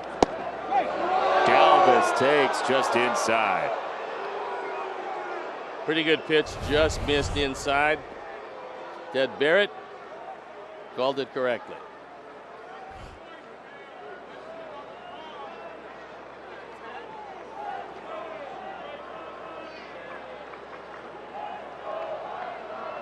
One, two. Struck him out. Fastball to the ceiling.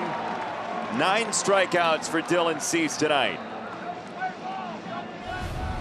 Good location for this one. Tantalizingly close, but up and out of the zone. Just a bit of a piece of it by Galvis. Sticks in a glove.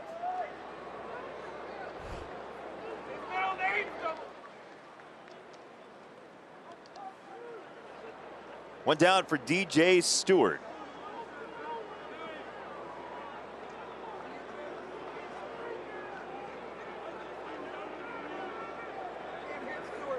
Two on, 1 out. Stewart takes ball 1. You mentioned it, Steve. It'll be Abreu, Mercedes, and Vaughn in the Sox 6th. That's why it's so important to get out of this one and keep the score tied, but some work to do. A lot of pitches tonight for Dylan. 102.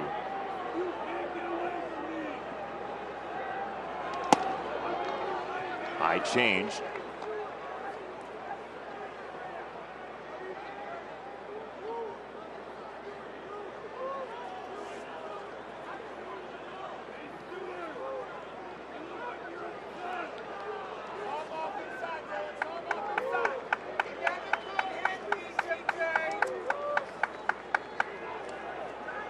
Two and 0.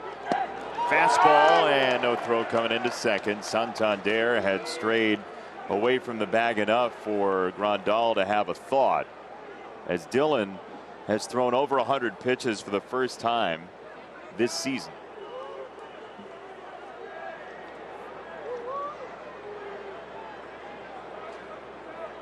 .108's his career high. Not the section, the pitch count. 2 and 2. on Stewart. After a high fastball, that was a good straight change, and now he finds himself back even in the count. So with that sequence, fastball, changeup, getting him a couple strikes, what do you do here? I like that slider. It's been the best friend of Dylan Cease tonight. Plus, if Stewart does hit it, if it's going down, he's going to hit a ground ball to the right side.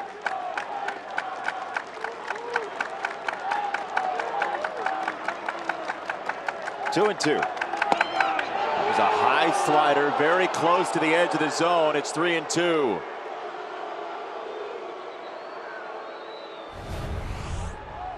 The young fan is aghast. That one truly could have gone either way, and it went Stewart's way. Ted Barrett on the call. 3 balls, 2 strikes. Another full count pitch tonight for Dylan Cease. It's a changeup, and it's a fly ball to center. Hamilton is there. 2 down in the Baltimore 6th. Well, that's a lot of confidence in that pitch for a young man who does have confidence in each and every pitch he throws, but in a key situation, in what might have been his last pitch of the night, if he doesn't get him, he goes to the change. He's got Stewart well out in front. It's a perfect pitch, low and away. Stewart knows that he was completely fooled, pops it up,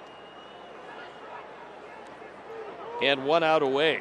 No chance he does that last year. Nope. Right? Well, if he does it, he wouldn't have gotten it close to the plate. Slider, a strike on Wilkerson. Stevie Wilkerson has a pretty high strikeout rate in short time this year. More than a third of his at-bats have been strikeouts. Almost hit him with a slider. 1 ball, 1 strike. Here's a situation, if you're in the infield, you tell yourself you're going to have to dive to make sure you knock it down on a ground ball. You see where Nick is at second base. You wouldn't mind seeing him a step back. Can't let the ball get through, even if you can't make the play.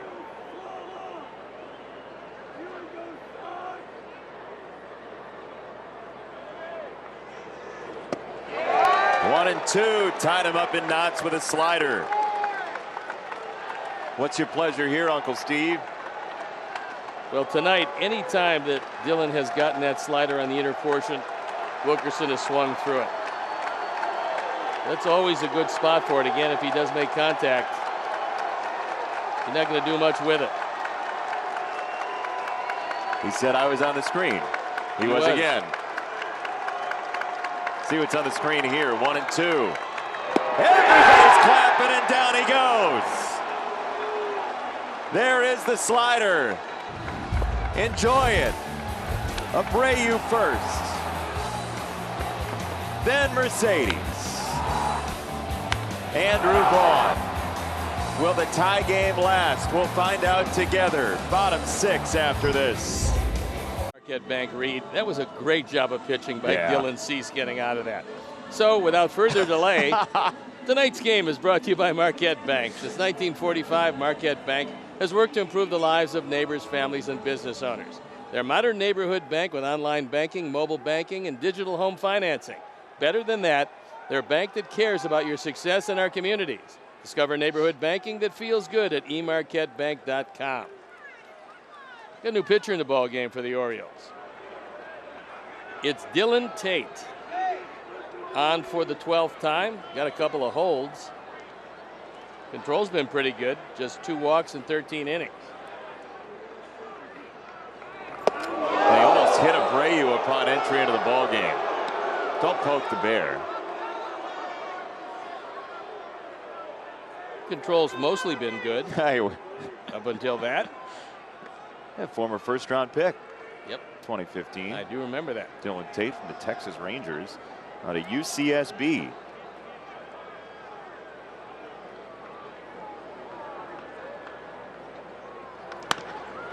To shortstop and Galvis.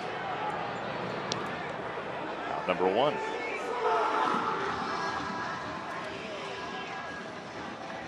Now Yermin Mercedes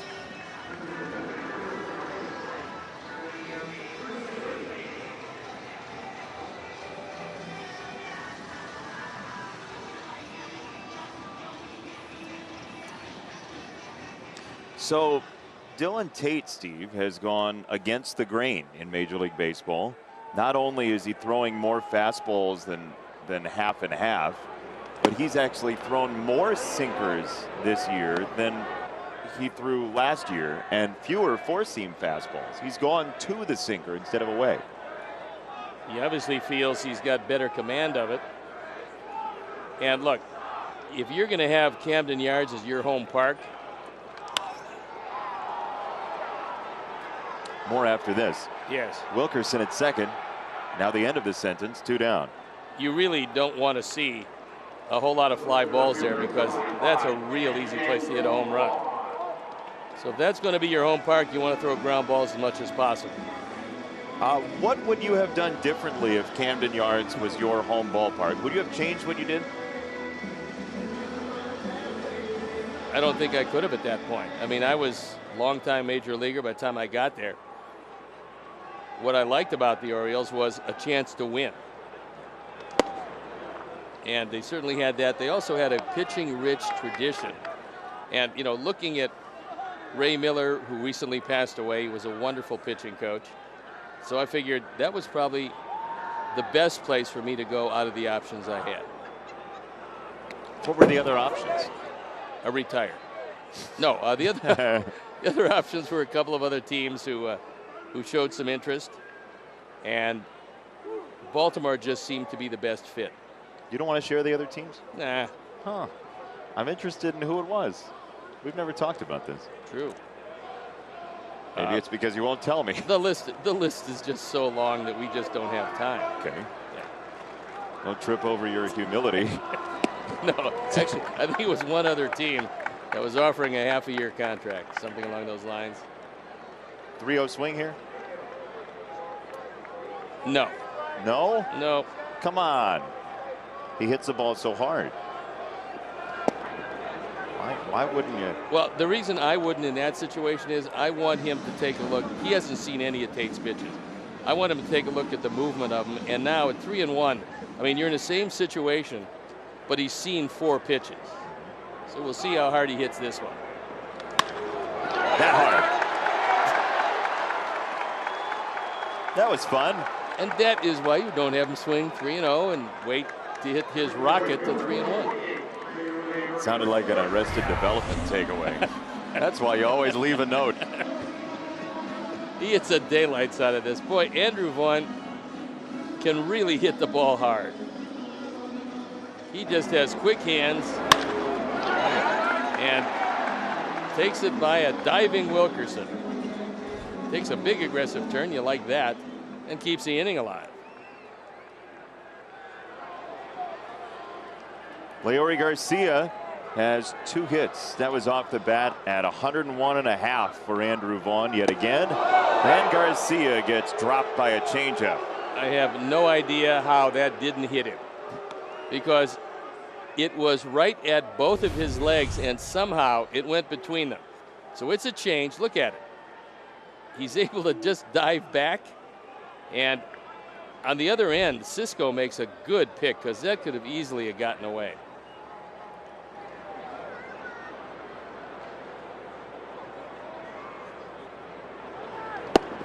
And again, 2 balls, no strikes.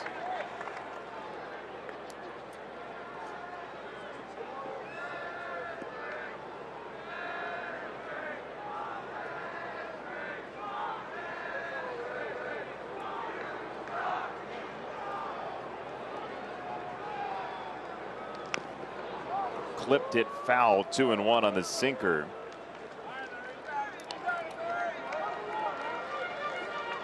Other games tonight, just a couple going on. The Cardinals are in Arizona, a long trip, and they're leading 3-0 in the 4th. Cleveland's already won, as there is Cesar Valdez. There is the changeup specialist.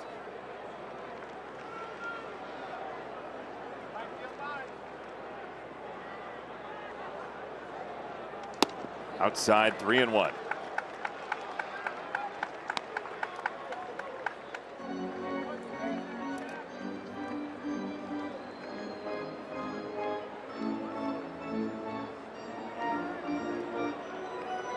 Dylan Cease, 6 innings. Figure he's done over 110 pitches, 10 strikeouts. He has as many 10 strikeout performances since 2019 as the Baltimore Orioles do.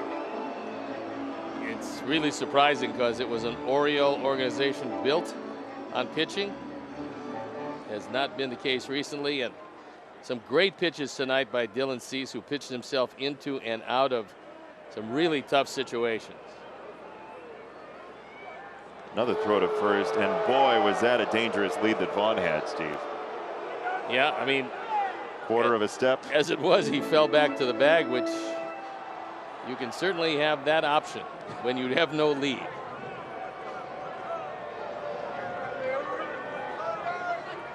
If he's going here, there'll be an investigation. Rob Stafford will be on that. 3 balls, 2 strikes on Leury Garcia. That ball was way out of the zone, and Leury fouled it off.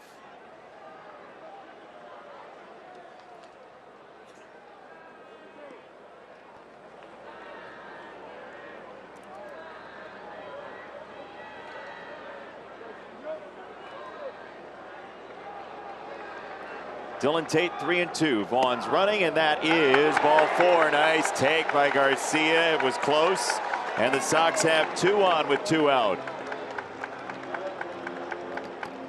This one looked too close to take, actually.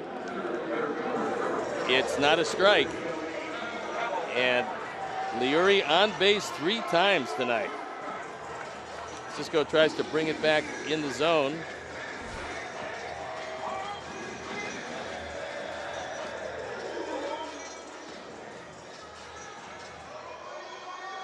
Hey, Sox fans, single game tickets are on sale now for games through June 16th. Plus, promos are back. Secure your spot and catch all the action at home for the first place White Sox. For tickets, scan the QR code right there or visit whitesox.com today. There goes Tate. Time for our Lakeside Bank call to the pen. Lakeside Bank, it's about time. And Tanner Scott comes on for the 24th time. Been a busy man. Now, the strikeouts are really good. The walks are really bad. 17 of them in 19 1/3. And left-handers have done a much better job than the right-handers. So we'll have to see. Billy Hamilton can drive home the go-ahead run. Brandon Hyde likes the high-level fastball of Tanner Scott. You'd imagine, but he threw him a slider on the first pitch. Well, Andrew at second base says can get a really good secondary lead because nobody is paying attention to him. Franco's well back at third, and Billy Hamilton thought about possibly bunting as he swings through the fastball. It was a good fastball on the outside corner at 95.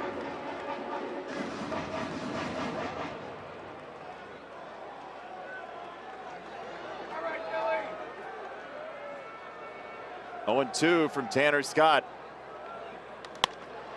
On the ground, into center on 2 strikes.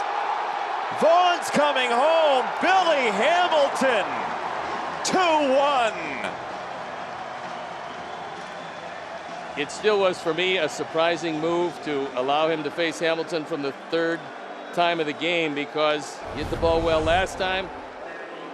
He's not used to hitting from the same side of the plate all that often, and he takes it right back through the middle. Good piece of hitting.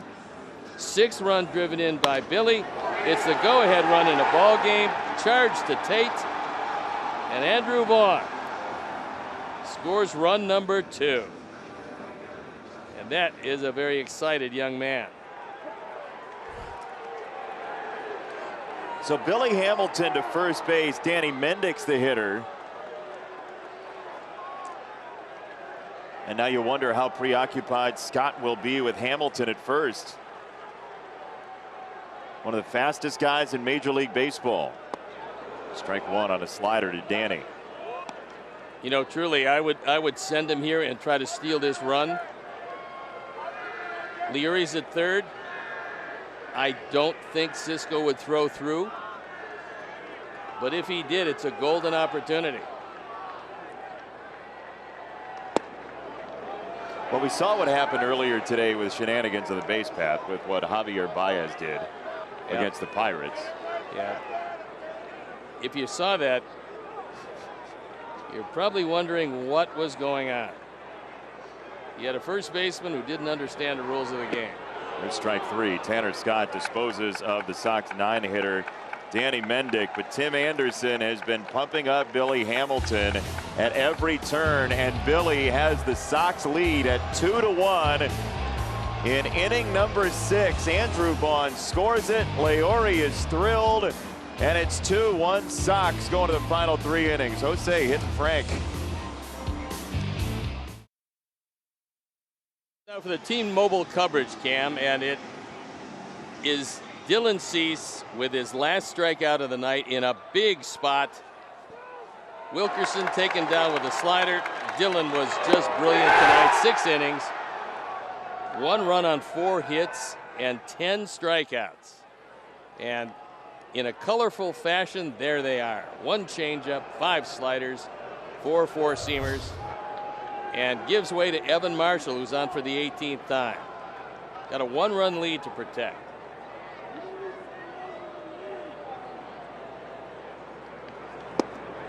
Yeah, Dylan Cease, who usually is as stoic as Marcus Aurelius on the mound, finally showed some emotion coming off the field on strikeout number 10 there. I remember Marcus when he was coming up from Double-A, and he really didn't show any emotion whatsoever. Made a grand pizza, too. You have to ask for the old oven, though. 7th inning brought to you by the Illinois Department of Transportation. 2 strikes from Evan Marshall. The White Sox now have 10 starting pitching performances of 10 strikeouts or more this year. That's tied for first in baseball with the Dodgers. Yeah, there's no doubt that the starting rotation has been a truly bright spot for the Sox all year long. 0-2. That changeup to Cisco. So 6 innings, 4 hits and a run, 2 walks and 10 strikeouts for Dylan Cease tonight.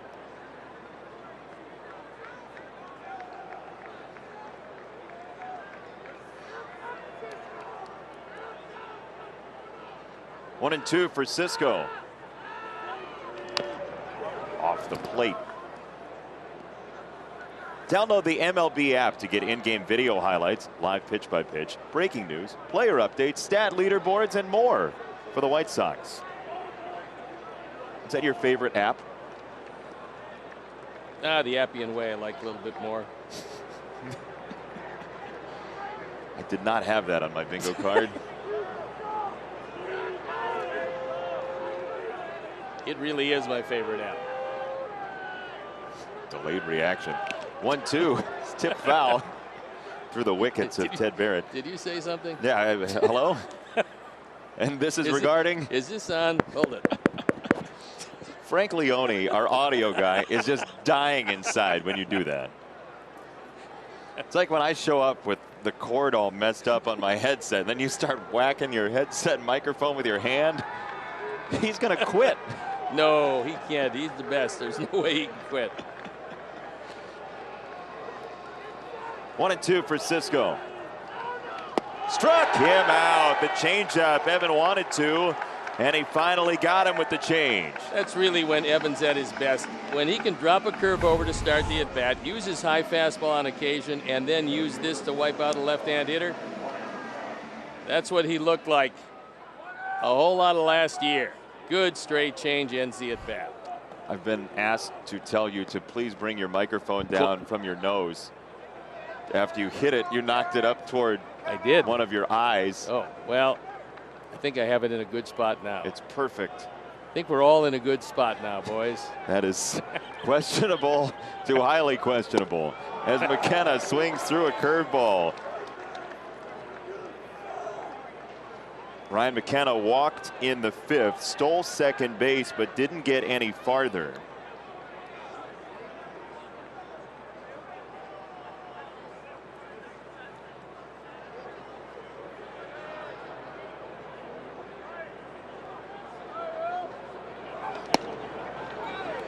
One ball, 1 strike on McKenna, the rookie who's got just 29 at-bats. to his name in Major League Baseball. He was born in Oregon, went to high school in New Hampshire.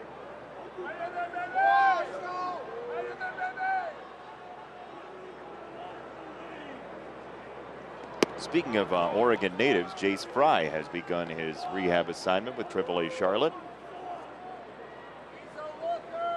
If we can get back Jace at his best, that's a big asset to the bullpen. So when he threw strike one with that curveball, not a whole lot of people hit him. A couple years ago, he was really tough to deal with. Man, the changeup is lively tonight for Evan Marshall. That had a lot of late movement to it. It looked like it was going to be a higher pitch than it was, and then dropped just to the bottom of the strike zone.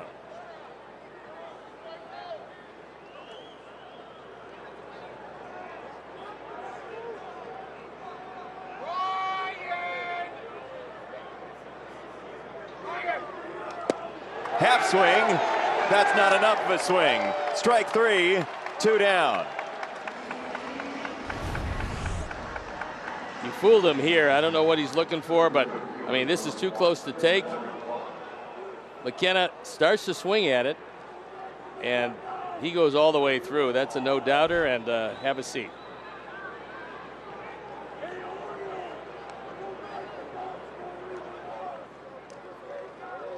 "12 strikeouts for Sox pitchers tonight," and here is Cedric Mullins.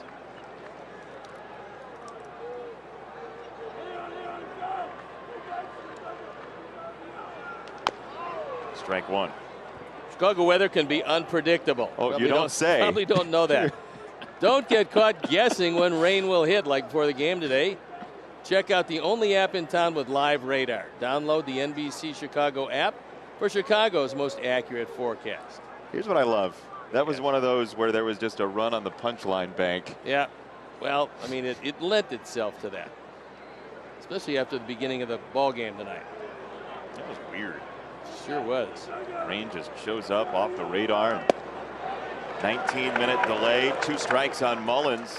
Well, now Yuan can go back. I mean, he was as close as you could be, thinking that Mullins wanting to get on, being a base stealer, he would at least think about a bunt.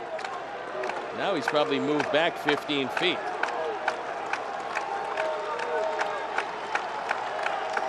Oh, 2 coming. Can he strike out the side? No. Line to right field. Garcia charges in to make the grab, and the inning's over. 2-1 Sox at stretch time.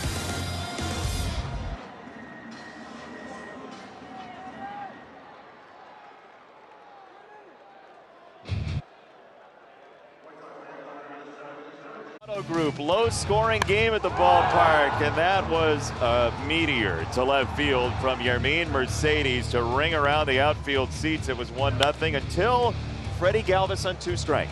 Unfortunately, he got around on that one, took it out of the ballpark, and it was tied at 1, and it stayed that way until Billy Hamilton drives it up the middle. You've done a highlight or 2 in your Major League career. But Dylan Cease, the big story. And his slider was outstanding. 6 innings, 10 strikeouts, a couple of walks, just a 1 earned run on 4 hits. And we go to a new Oriole reliever who's no stranger to the changeup. There it is. Yeah, I got to believe if you disregard every other one of his pitches, the 83% of the time where he throws changeups, you should be able to get to Valdez. And Cesar Valdez comes on for the 19th time. There's a changeup. I mean, that's a winding changeup there. Long and winding road. It's 2 changeups, 2 pitches, 2 balls. 8% sinker, 8% four-seamer. He's thrown 11 sliders and 256 changeups. There you go. That one is, strike. Nick Madrigal may be having a TED talk with Mr. Barrett. Well, yeah, this is a 4-seam fastball, actually, that's a good 4 inches off the outside corner. Ball 3.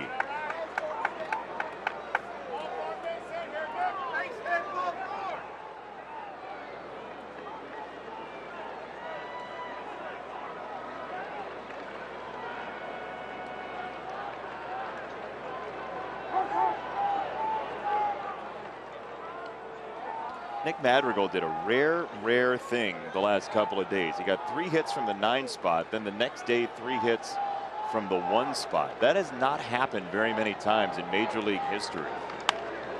As Madrigal sends this to right, that is fair. Riding the chalk expressway into the corner for a leadoff double for Nick Madrigal. Well, Nick said he picked up a little something to change his batting style and moved his feet almost parallel to one another. Whatever it was, he is starting to sting the baseball. 2 hits tonight. And knowing this is going to be a 2-base hit all the way, it caroms off the sidewall. Stewart gets to it, but can't get it back in time, and that is a big insurance run. So look at this. 3 hits consecutive games, 9 spot, then leadoff. Mark Ellis, 2005. You have to go back to 79, Willie Wilson before that. I mean, it's only happened a handful of times in Major League history. Now he's got 2 more hits from the 1 spot today. Pretty amazing, but all it takes sometimes is just a little tweak to whatever you're doing, and what Nick says is, hey, whatever you're doing, if it's not working for you, then try something else.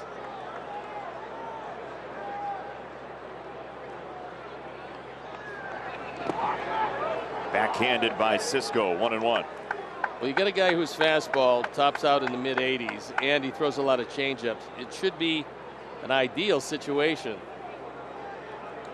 for Yaz to pull the ball. At the very least, you move Madrigal to third.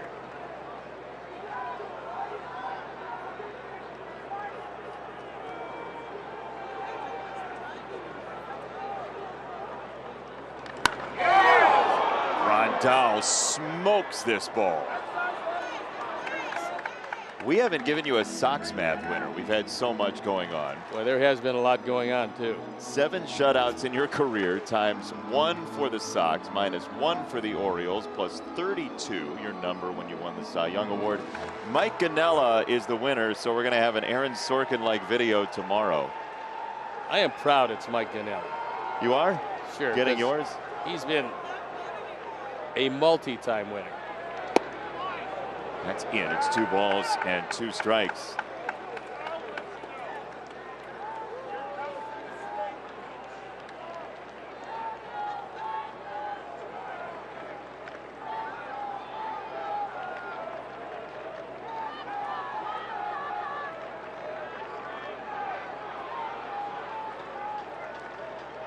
Two and two. Here we go. Struck him out on the changeup, and yeah, he's going to need a new baseball bat. Time now for a message for Powering Chicago.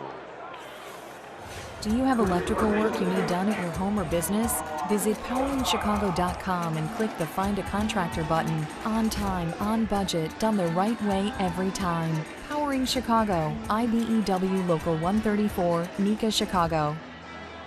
He's Steve Stone. I'm Jason Benetti. We are enjoying baseball together, even when we disagree. Thanks to our entire wonderful crew for putting up with us tonight, as the Sox are up 2-1 in the 7th inning, and Yoan Moncada looking for his first hit of the night. You said it, when you have a team that's lost 9 in a row, if they stay close, weird things can happen. This is a big couple of at-bats for the Sox. Well, certainly this is a big run out at second base. The outfield being straight away, the infield playing him as a dead pull hitter, and the closest guy to him is Freddie Galvis.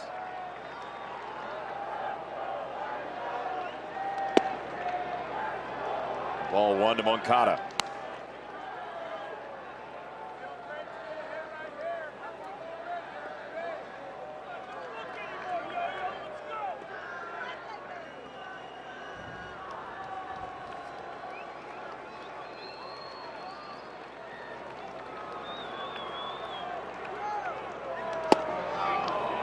That's called a strike. It is 1-1 on Yoan.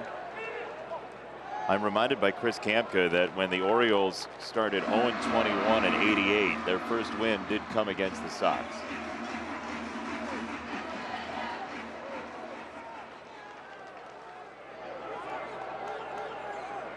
Do with that what you will. Clearly you want to do nothing with it.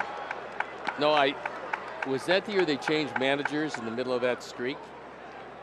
That sounds right, but I don't remember. They started with Cal Ripken Sr. Then they moved to Frank Robinson. But I think they fired Cal Sr. when he had lost, I don't know, 10, 11 in a row. And he was 0-6. That's right. And then they moved to Frank, and it got worse. Yeah, he went 54 and 101. Yeah. Good luck. 2-1.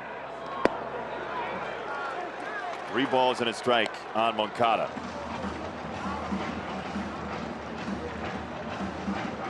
By the way, welcome back, Chris Kamka.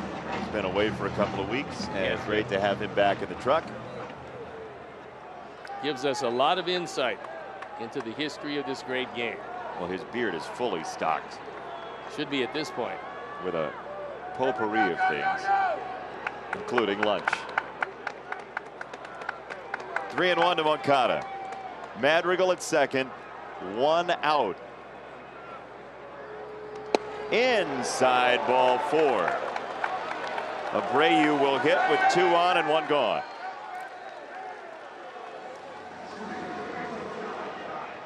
So we're looking for a good result here from Jose Abreu. The reason being that lately he's really weighted back well on changeups. And somewhere in the course of this at bat, he's probably going to see at least 3 or 4 of them. Unless he hits the first one out of the ballpark. He certainly can do that.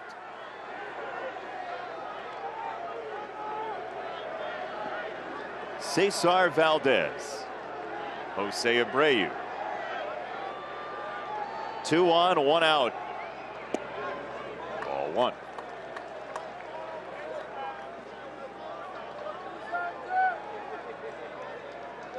I don't know that it's a bad matchup for Mercedes. All these changeups, feels like Mercedes will have something for him too.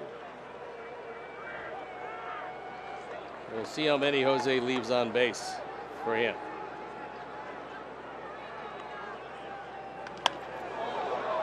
Skied foul, 1-1. That was that rare 4-seam fastball. It was out away from it.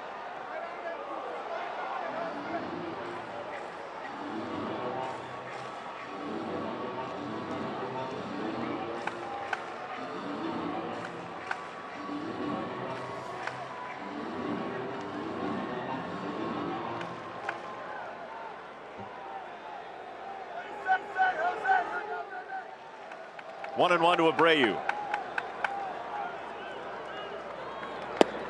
Jose lays off. Nicely done. 2-1.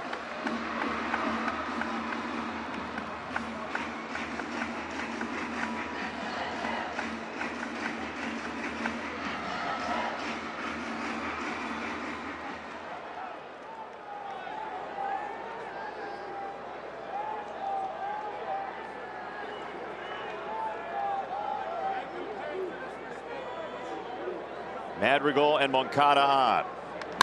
Abreu foul over the head of the third base umpire Sherwater. Well, he hit the daylights out of that one, but unfortunately he got out a little too quickly.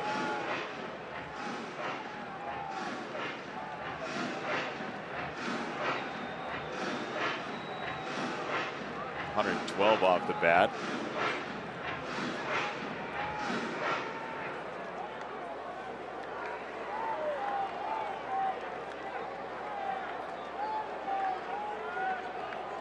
Valdez takes a long look in, but as you said, he throws about 85% changeup. Yep, he's right there. 2-2. Jose tags it. Left center field. Madrigal's coming home. It's an RBI double. It is 3-1 Sox looking for more. Not a whole lot of guys on this team that will wait back on changeups better than Jose, especially the last 3 weeks. So here's, guess what? Another change. And he hits the daylights out of it. Running it into a 2-base hit, driving home his 40th run of the year, his first base hit of the night. And We'll see if they leave Valdez in the game.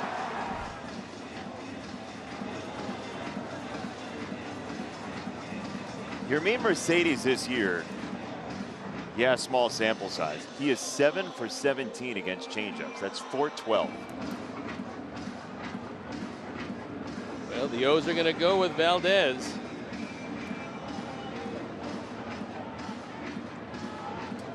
You can tell Brandon Hyde's looking for answers in his bullpen. There's no doubt. And, you know, if the starting pitching consistently gets better, it's going to help protect that bullpen. But if the starting pitching doesn't, and Zimmerman was pretty good tonight. I mean, he went 5 innings, gave the 6 hits and 1 run. So he got Brandon Hyde where he needed to go into the 6th inning with at the very least a tie game. But then you got to go to the pen. Infield in, Mercedes looks at a strike 1 changeup.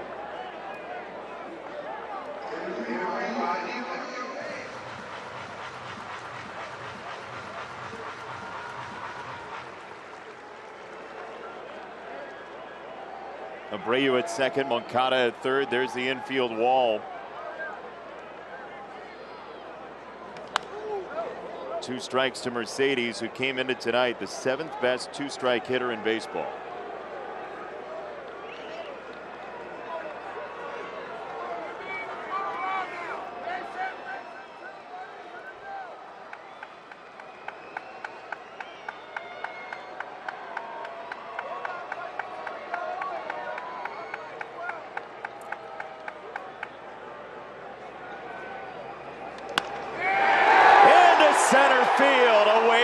Change-up, Moncada scores.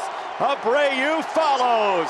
2-run single for Mercedes, and it's 5-1. Big night for Yermin. He's driven in 3. To a drawn-in infield, he just waited back on the change and drilled it up the middle.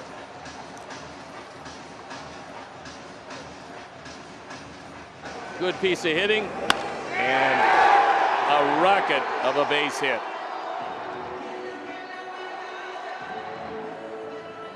So Valdez will depart this, take his changeup with him, and Sox lead by 4.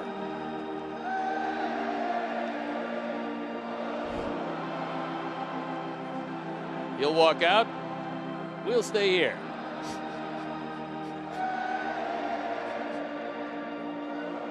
Flexible payment plans and savings on single game prices for the biggest matchups to come. For more information, visit whitesox.com or call 312-674-1000. Our Lakeside Bank call to the pen is Cole Sulzer. On for the 15th time. He's been really good. 26 strikeouts, 6 walks. See left-handers at .042. That's got to mean a good change. First pitch, fastball strike for Andrew Vaughn. So Yermin Mercedes has a 2-for-4 night. He's driven in 3 runs. Abreu an RBI double in the inning and still only 1 out. Andrew Vaughn drops the head of the bat and plunks it down the right field line on a slider. Mercedes to third. Joe McEwing was about halfway up the line with a stop sign. And it's a double for Andrew Vaughn, who's 2-for-4.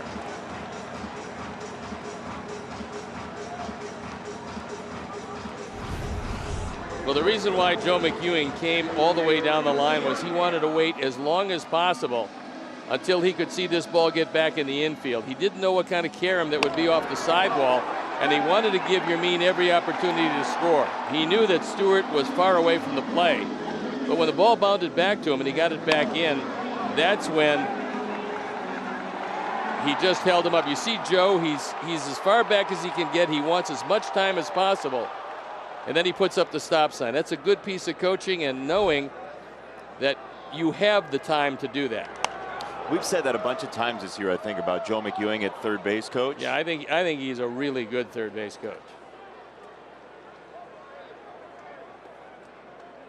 Telling Yermin if he gets a base hit, be sure to score.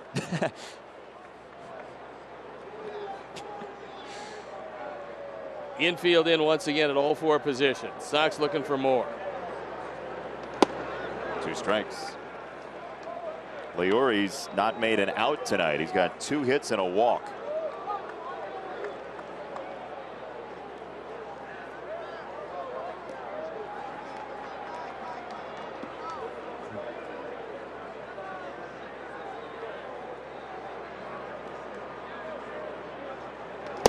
Up and out, a ball and 2 strikes.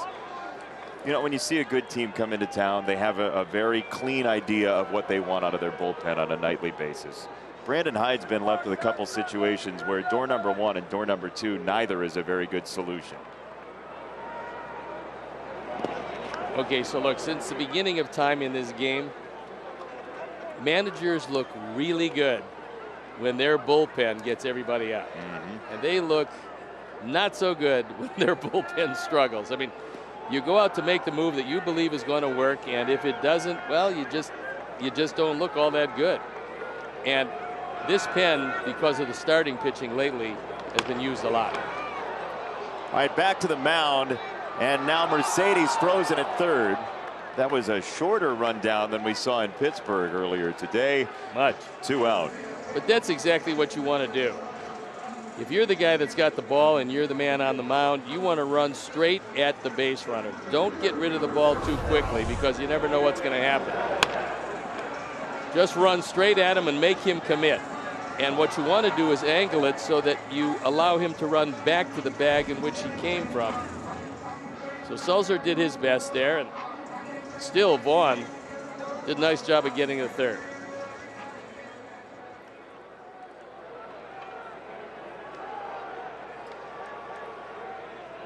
Two down for Billy Hamilton, who right now has a game-winning hit to make it 2-1 in the 6th inning. Sox have added on here in the 7th.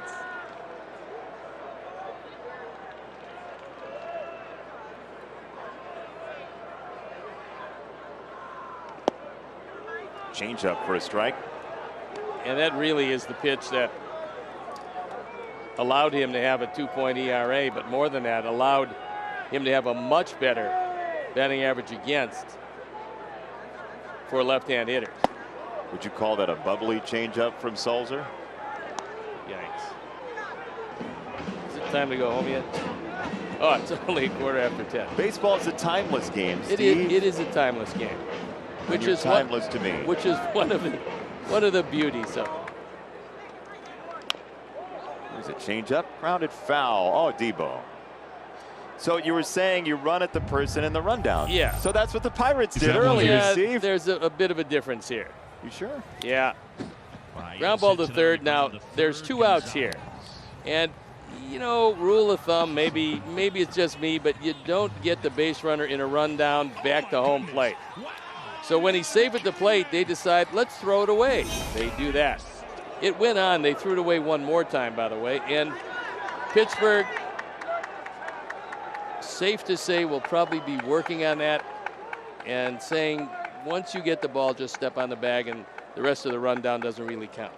Even if they would have just run back to the bag and beat him there after the throw home, because Baez stood there and waved safe for a moment. Well, he had to help the umpire out. That's strike 3. And the inning's over. Sox get 3 runs, and nobody ran backward from first to home. 5-1 Sox.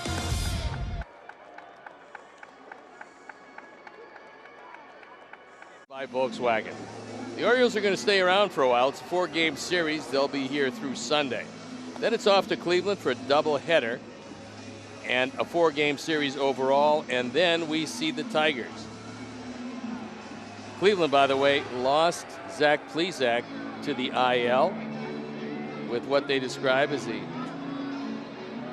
a tragic accident, taking off his uniform. Yeah, he was aggressively removing his shirt. Yeah, and broke his thumb. So Aaron Bummer comes out for the 21st time. ERA 3.38. What he would like to do work on here is the command, especially that fastball. He's been missing inside to the right-handers a lot. And he is a key member of this bullpen. That's a big injury for Plesac, and terrible for Zach Plesac, who's a very emotional young man and a tremendous pitcher. Well, he is that, and it's a bad situation for Cleveland. McKenzie, who was sent down, comes back up, throws good his first time out. But the loss of Plesac, and as good as he was, especially, you know, you're talking about Bieber, Savali, and Plesac, your big three, and they can beat just about anybody, and now one of them is gone. 8th inning brought to you by the Illinois Lottery. As it's 2 balls and a strike on Vallejo, who's in for the injured Trey Mancini, who was hit by a pitch in the 1st inning. Yeah, that's also a bad break, and we certainly wish him well. Right off the elbow. The left elbow was padded up, but it went by the left elbow and hit him in the right elbow. X-rays for a fracture were negative, as if Aaron's going to get that sinker for a strike, nobody's going to hit it. You got to love that call. Blake, if he does hit the ball, almost overwhelmingly hits it to right or right center field.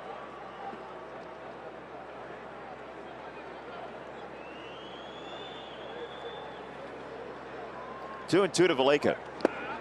And he struck him out. Confused him with a slider. 13 strikeouts for Sox pitchers tonight.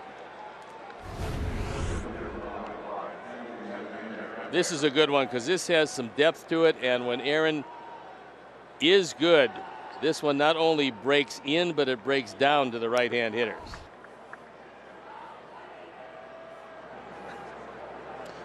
For St. Louis tonight, Carlos Martinez is 5 1/3 with a no-hitter on the board. Well, it's been a while since we've had one, so you can understand where someone would be deep in the game. There's a strike to Santander.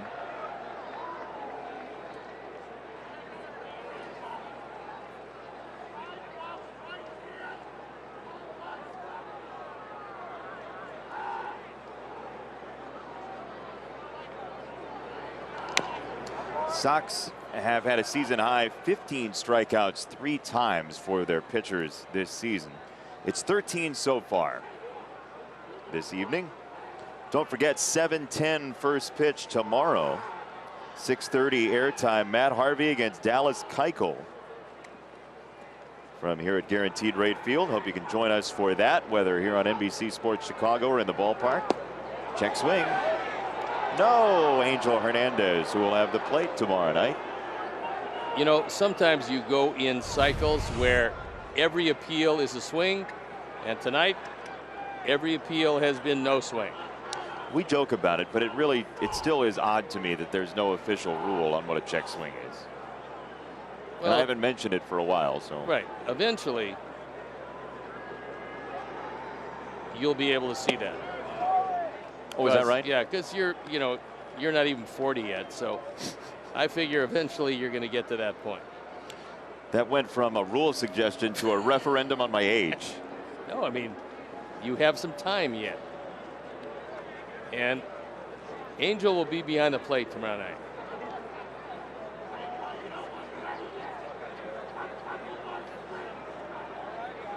Two. Into right center field, and Santander has his second hit of the evening. It is a 1-out double in the 8th. We talked about some of the guys that would be around when Baltimore starts to get pretty good, and I think Santander is probably one of them. The Orioles system is starting to get pretty good. It was fairly bleak for a while, but there's some good young players coming up. Billy gets it back in, and look, it's an unforgiving division these days if you're not really loaded, and Toronto's going to get better. I mean, it's not a great place to be unless you're a quality team. And there are 4 of them. Yeah, because you're going to be facing in your own division, meaning 18 or 19 times a year. You're going to be facing 4 teams that can all hit the baseball, and Tampa Bay year after year just seems to outpitch most everybody. They won again today against the Royals. By the way, Shohei Ohtani was scratched from his start today against the Oakland Athletics. Rhett Bollinger, who covers the Angels for MLB.com, reports there was an accident on the Bay Bridge, so the Angels team bus couldn't make it to the Coliseum. So the Angels had to take the BART, Bay Area Rapid Transit. Yeah. But there was an issue on the BART. And so Shohei Ohtani got there too late for his pregame routine. They scratched him from his start. Boy, there are a lot of people that want to figure out exactly that chain of events that happened, because nobody wants to face Ohtani. Right. I can pretty much guarantee that. So, you know, whether it's an unfortunate accident on the freeway or some problems with the subway, just keep Ohtani from getting there, and you should fare well against the Angels. How about that? Pretty amazing, huh? But there are not multiple ways to get to Oakland. I mean, they got a bridge for a reason. There's strike 3. 14 strikeouts for Sox pitching tonight. This is a biting slider down and in, and Franco up over the top.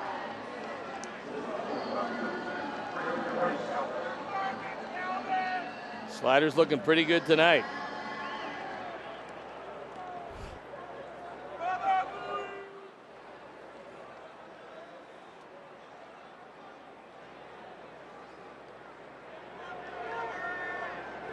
Two down for Freddie Galvis.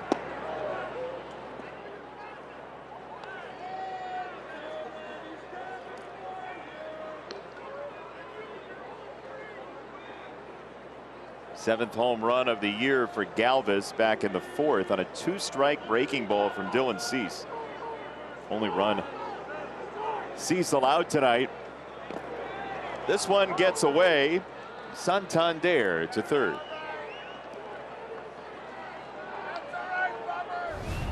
So goes a wild pitch. That's a slider that hits in front of the plate, bounds away.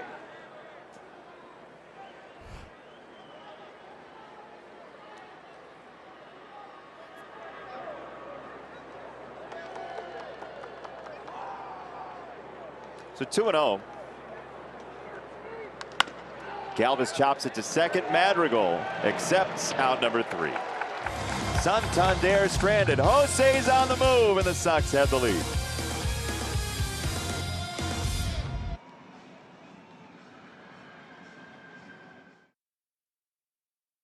My first Midwest Bank.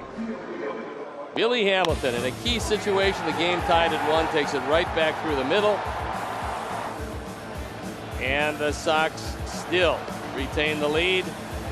Andrew Vaughn started things off with a ringing base hit. And Brandon Waddell comes on in this one. This is his first game with the Orioles after being a waiver claim from Minnesota.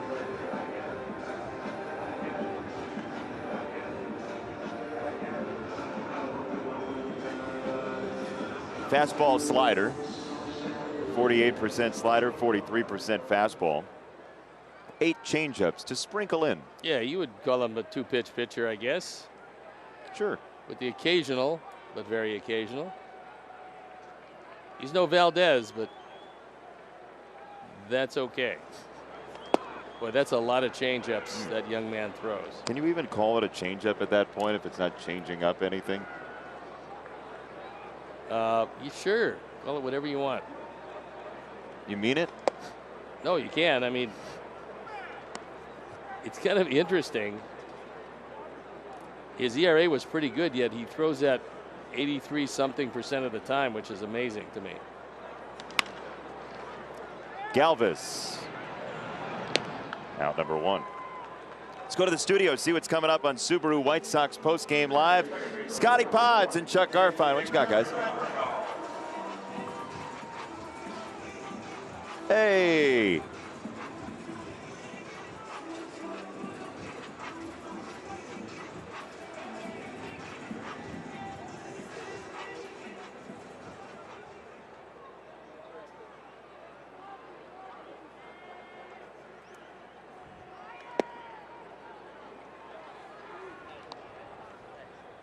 How about that? How often do you see it? You got a leadoff hitter in the studio talking about leadoff hitters, and there's a leadoff hitter. And normally Ozzy's there, and he was a leadoff hitter. Madrigal. And at third, Franco off the spin got the out. White Sox Charity Sox car raffle is back. Enter to win a Sox-themed Mazda CX-3 courtesy of Mazda of Orland Park, and also be entered to win a special May prize, an autographed baseball of choice from the White Sox roster, subject to availability. Visit whitesox.com/SoxCar to purchase.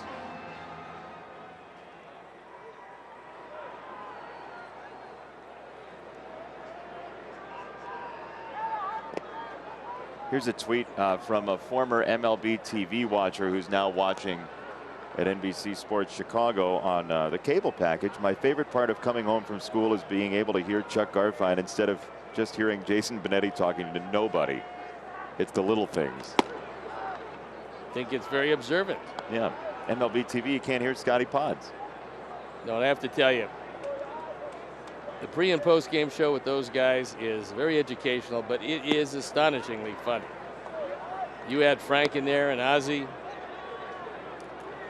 It's really something you should be watching if you get a chance. They just like talking about baseball. Learn a little baseball and have a really good time. So Yaz has been on twice in his first foray in the 2 spot. And here is Yoan Moncada.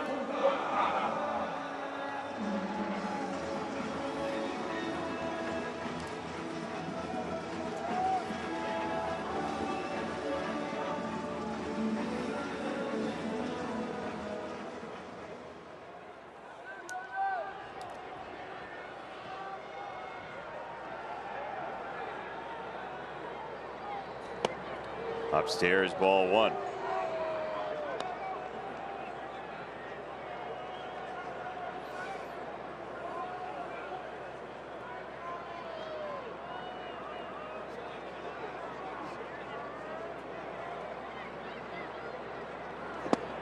Ooh, Moncada wanted a homer.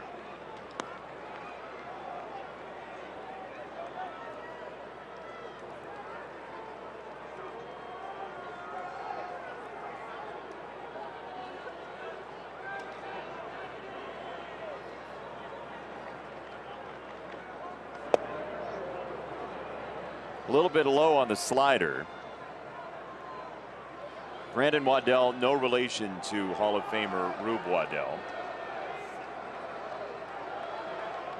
But Rube did finish his career with 3 seasons with the St. Louis Browns, who became the Orioles.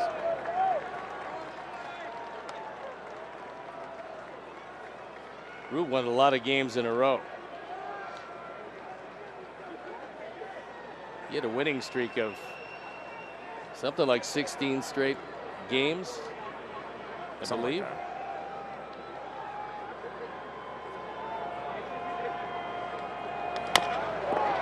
on the ground, left side. Franco cuts it off and goes a short wave for out number 3. We'll go to the 9th inning. 5-1. Sox trying to protect a series opening win.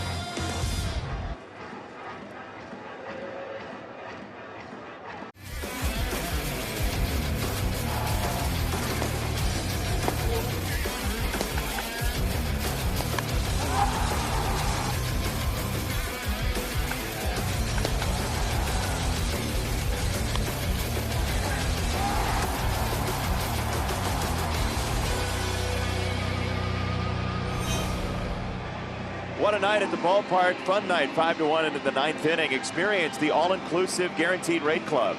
This private club includes in-seat service, parking, and unlimited food and beverage. Ticket packages start at 20 games, include flexible payment plans and postseason options. For more information, call or text 312-674-1000 or visit whitesox.com. Matt Foster comes in the ballgame out for the 17th time. He's trying to find 3 outs. Send everybody home happy except for the Orioles. And we don't care about their feelings tonight. No, they're nice folks, but this would be prolonging their losing streak, which is At this point, 9 games long. Speaking of 9, the 9th inning is brought to you by Guaranteed Rate. It's been a long week and a half for Brandon Hyde. Foster hits Stewart. So in the battle of beverages, Stewart will arrive at first, and he will be the root of a possible rally for Baltimore. Well, misses that fastball by plenty. A carom. It's Bardiaz. It's rolling everywhere. A word on Matt Foster. He's allowed 10 earned runs this year and an inflated ERA, but only 1 earned run since April the 27th. 5 of those 10 earned runs came in that game in Seattle when he threw 34 pitches, a season high. Danny and Nick, and a turn on a jump throw. Safe at first. Jose takes a spill. That was very close, and I hope Jose's okay. It doesn't appear that he is. He's feeling the effects of this, and hopefully he is fine. But he got twisted up.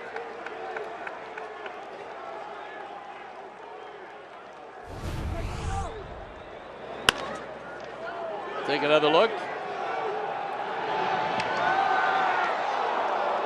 He's lost his balance. Yep.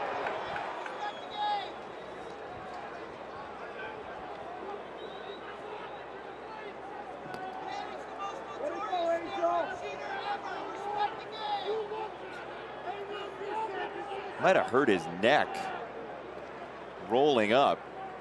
That might have been an out too at first base. I think it undoubtedly is his neck. I don't think, and I worried at first it might have been his ankle or his knee, but maybe a little more embarrassed than anything else, but hopefully he is okay. Let's see outer safe. That was a little closer than we thought, I think. Watch. No, he's safe. Yep, safe. Not by much, but. And then Jose lost his balance. We cannot afford to lose him for any length of time. No, the Dozier collision was one thing. That looked painful as this gets away from Grandal, and Wilkerson is up to second base.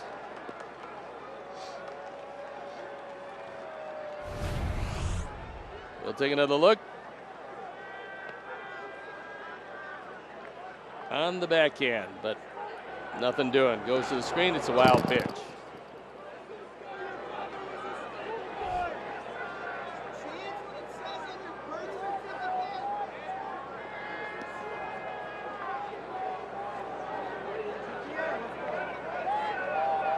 Wilkerson at second, 1 out.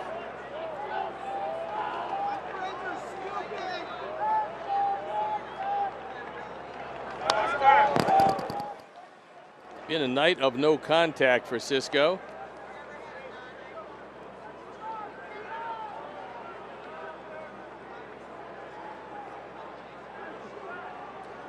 He struck out swinging against Cease in the second, swinging against Cease in the fifth, and swinging against Marshall in the seventh.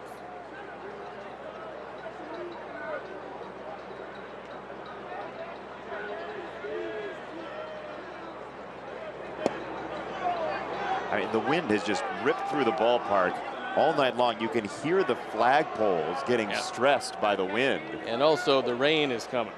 Well, it's not coming, it's here. Yeah, it certainly is. We knew it would be here. And it's actually held off a little bit longer than we thought. So let's get this one over, put it in the column, and then head on out.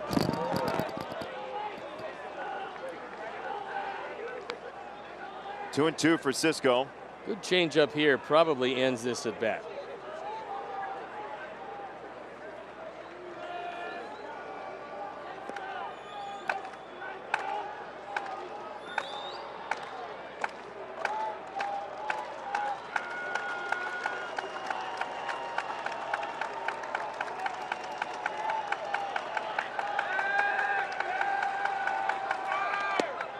was a changeup. It strayed too far away. It's 3-2.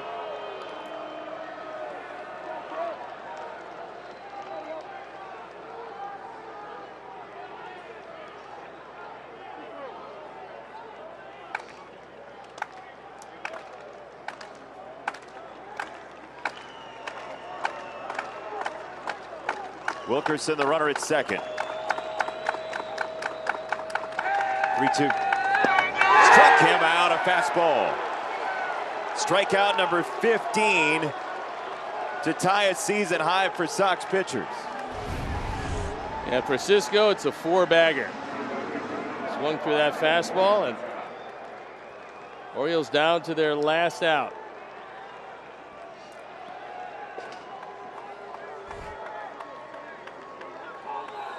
Two out for Ryan McKenna, who hasn't put a ball in play yet tonight.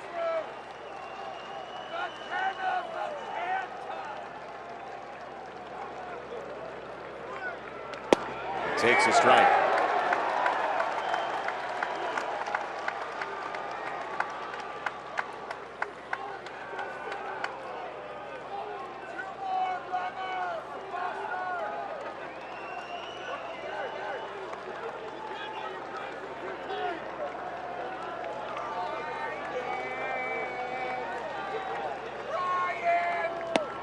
High changeup, strike two. Wouldn't it be fitting if the final out were a strikeout? Season high with one pitch by McKenna. Those guys have been clapping all night long. They've had quite a night. Successfully clapping for strikeouts. You hear him. Foster on 0-2. And he just got a piece and fouled it away. It's a pretty good changeup in a perfect spot, but McKenna hung in there.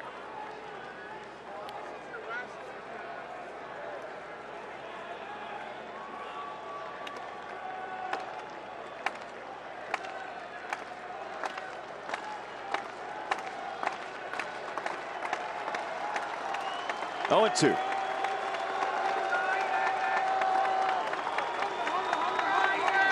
Outside, 1 ball, 2 strikes.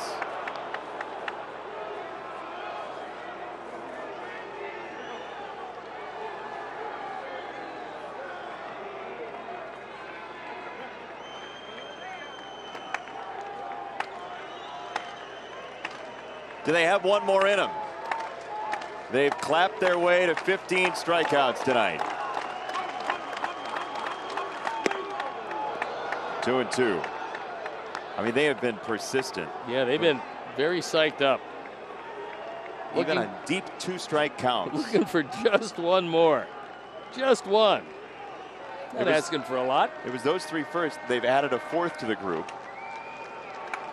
Yes. Have a drink, start to clap. Here we go. 2-2.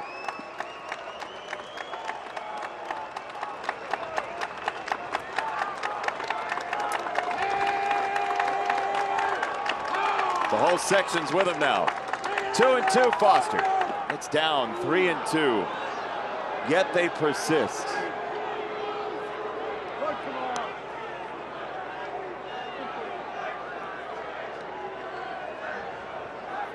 McKenna's making Foster work and making those bare hands work.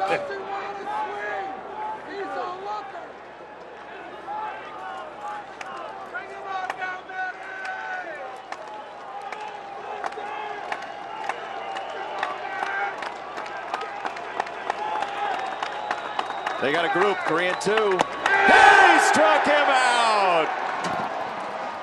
The rhythm of 16 strikeouts, a season high for the Sox pitching staff and a series opener, 5-1. For a long time today, this one was really tough and really tight. The only thing that both teams could muster was a solo home run. But Billy Hamilton came on, got a base hit, gave the Sox the lead, a lead they could never relinquish, and was a good ball game, a good way to start off a 4-game series, putting the Sox back in the win column. Got it in around the rain. They got a win. Yes, sir. See you tomorrow night. Get a little rest. Not a lot. Get Okay, some. great. Yeah. 3 hours. I'll see you. All right, so for our entire crew, our producer, Chris Withers, our director, Andrew Blaustein, our associate producer, Chris Kamka, our entire wonderful crew, our stage manager is Joe Grube. He's Steve Stone. I'm Jason Benetti. Farewell from Guaranteed Rate Field. Now Subaru White Sox post-game live. It's Chuck Garfien and Scott Podsednik right now, guys.